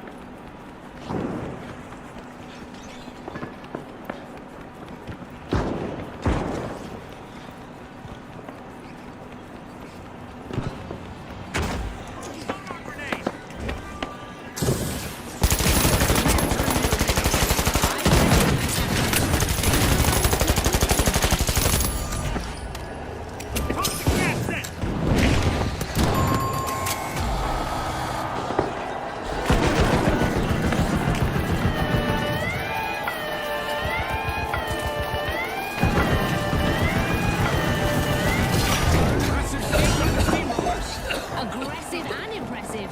Setting a mine. Hot supply deployed. Charge is set. Planting explosive.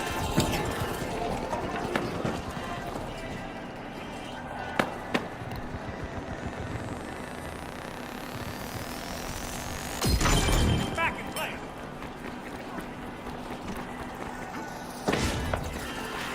Place.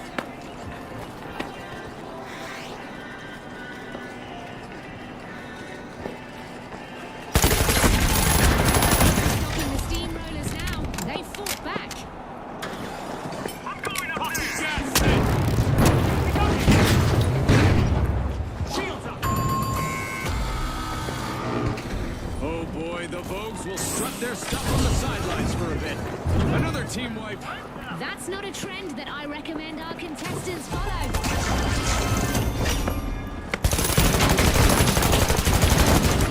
Together as one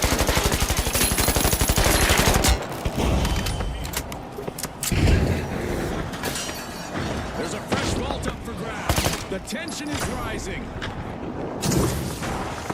The Vogues are unseen. retaliation is on the cards. The mighty will need eyes in the back.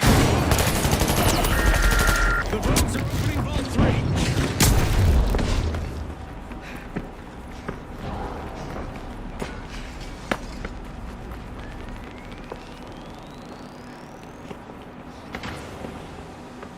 Vogue swooped up a cash box.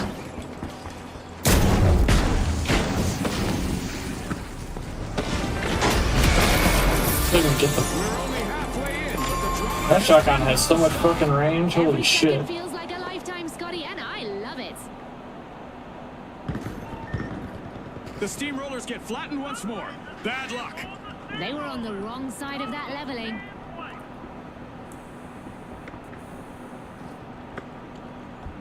Strong moves from the mighty as they set things in motion. The steamrollers have returned to the arena. Go for a steal on C. Gotcha.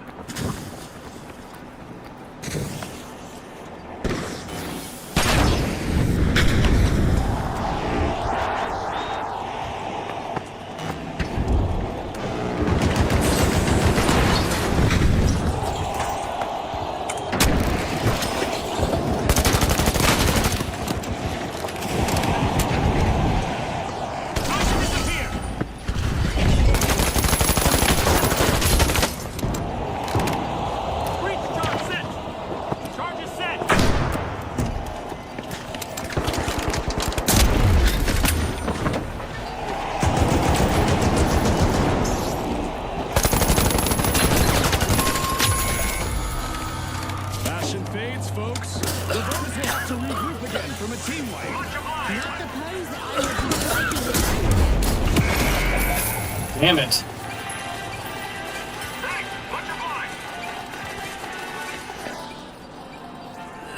Taking damage. Thanks, friend.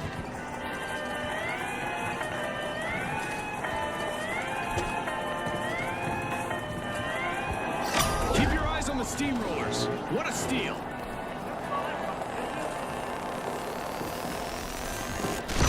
Back in action.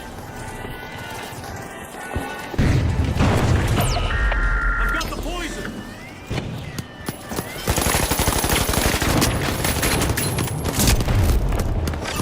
Great move there by the Vogue, stealing that cash. Fucking kidding me. Cash out complete, and the Vogues just got richer. The Vogues have taken the top spot.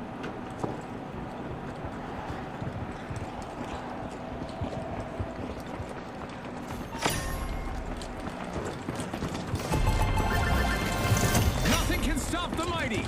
I'm amazed by the Mighty's teamwork right now.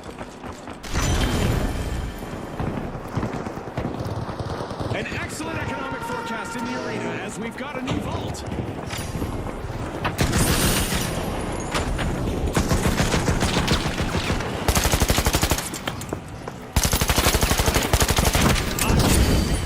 The arena is becoming a physicist's dream as the familiar rules of gravity are being tossed aside.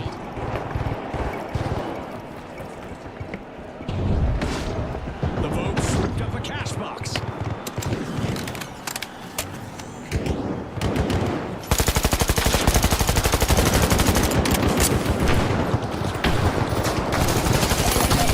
Contestants out there, let's see how far they can take it.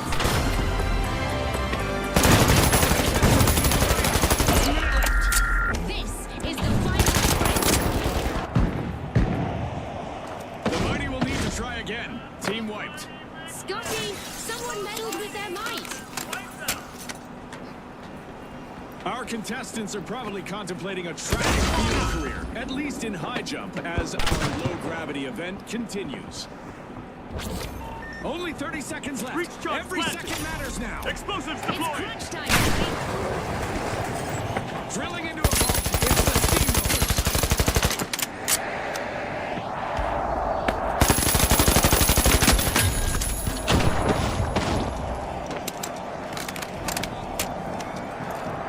Ten seconds left. Outgoing gas grenade.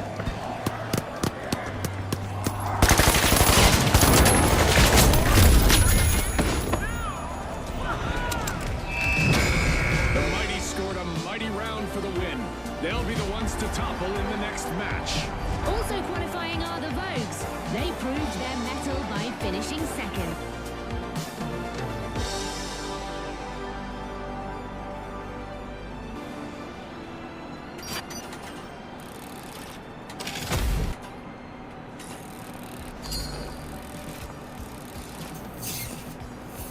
Well, shit.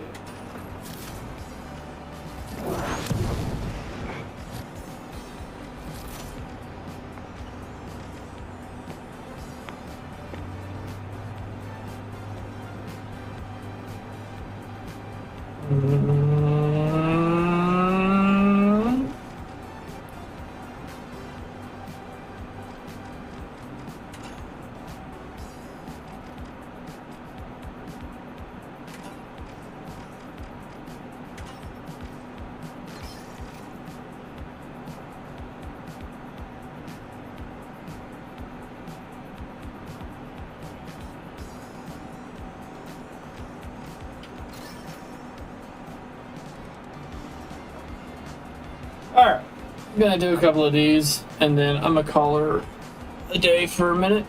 I'm gonna take care of the animals, and then I'll be back with some...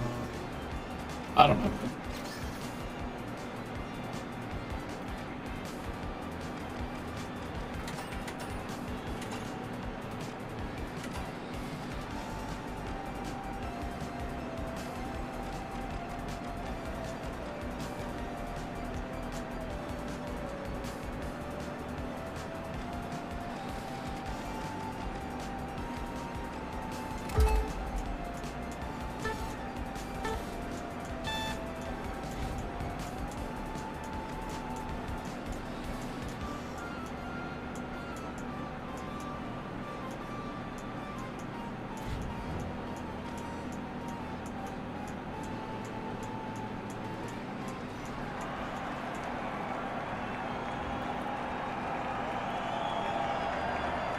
He's got the nanners.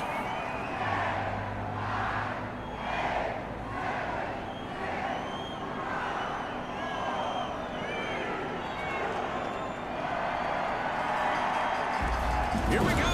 The tough shells up against the big splash. This one's all about gunplay. Here we go.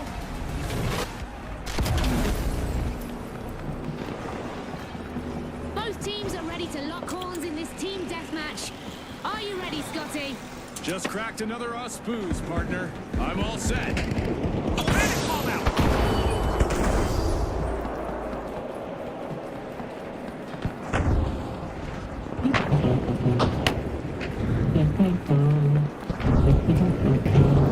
Ready to detonate. Preparing explosives. Charge deployed.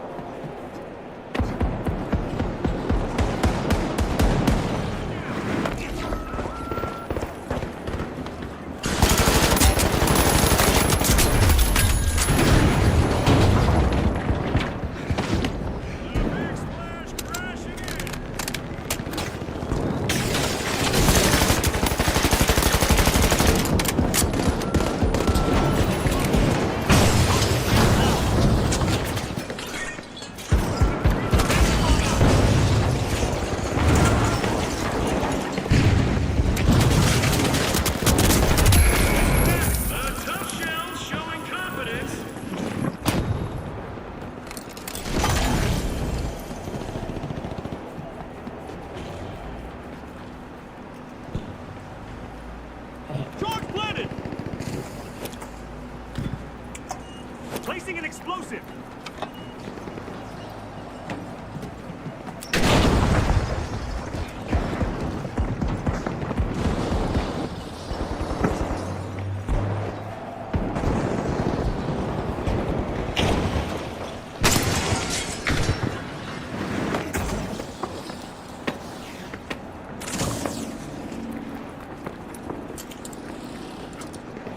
Watch out, down here!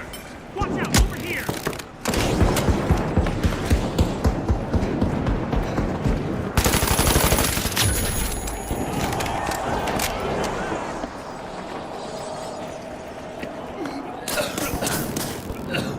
No one's backing down! Gas grenade out! Threat detected.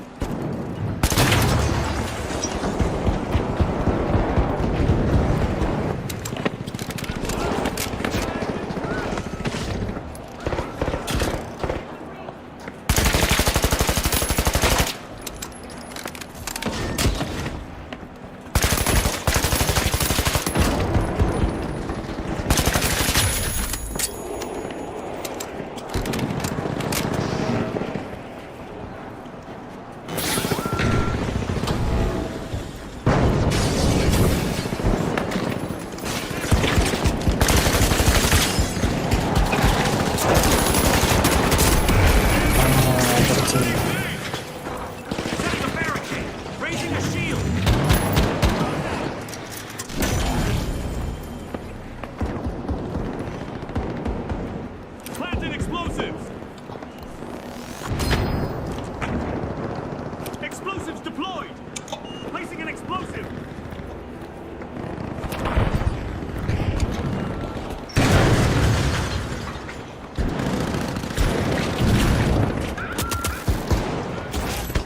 God damn it.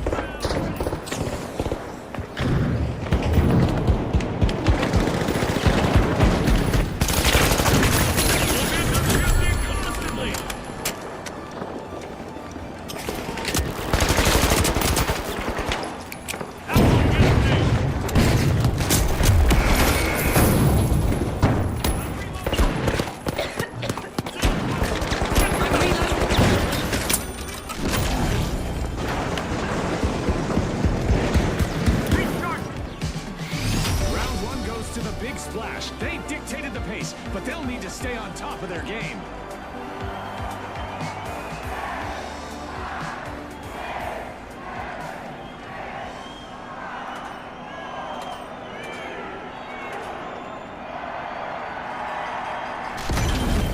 After that display, the Big Splash are just one step from a splashy finish. Set.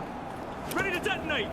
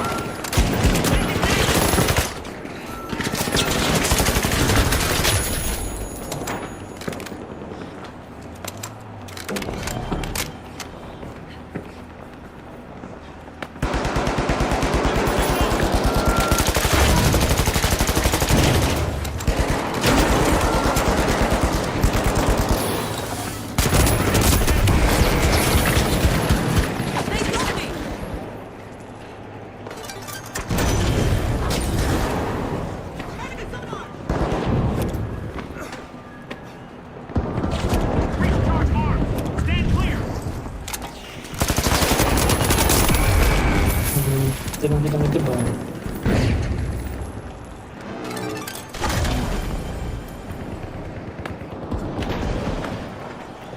Explosives are set!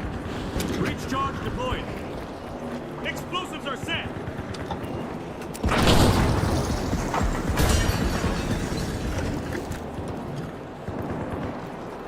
It's getting better.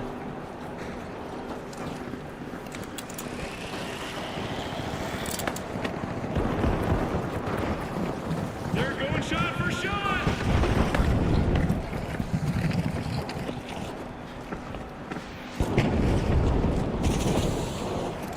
Pop the gas out!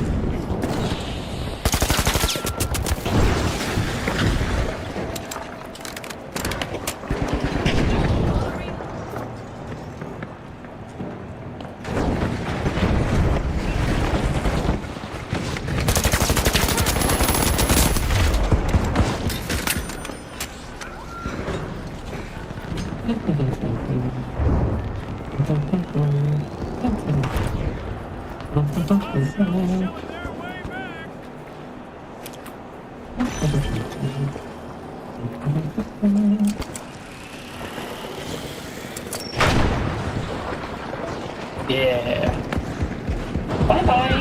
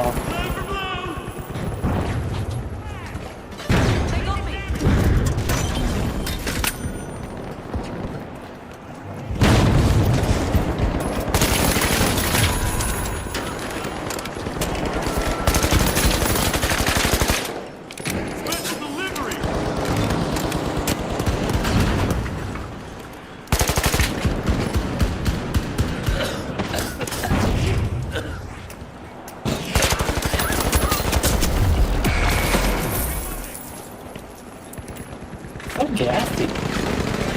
Much stink. The big splash fluid! Using gas grenade!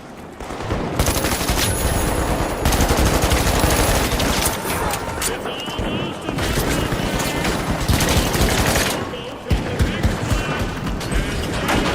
almost a Demolition Man.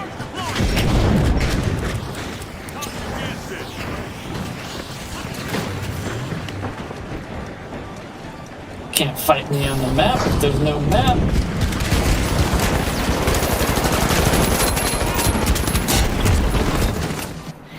The big splash. I'm on fire! Capturing the win with bold plays and energetic force in this team deathmatch.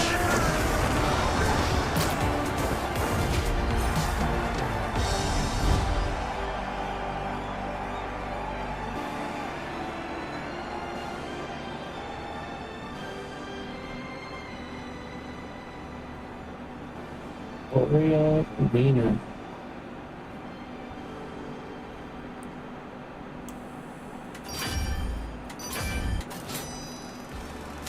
Ooh, we did it!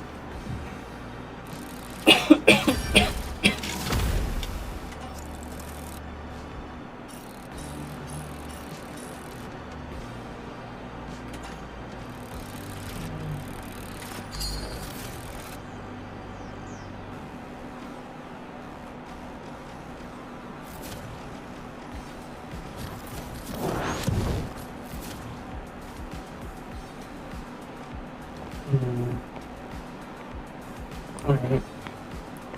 It's time for me to take a break. Let's see who's online. Yep, gonna take a short little break, like maybe like an hour or so. Take care of the pups, give me something to nom nom on, you know what I'm saying?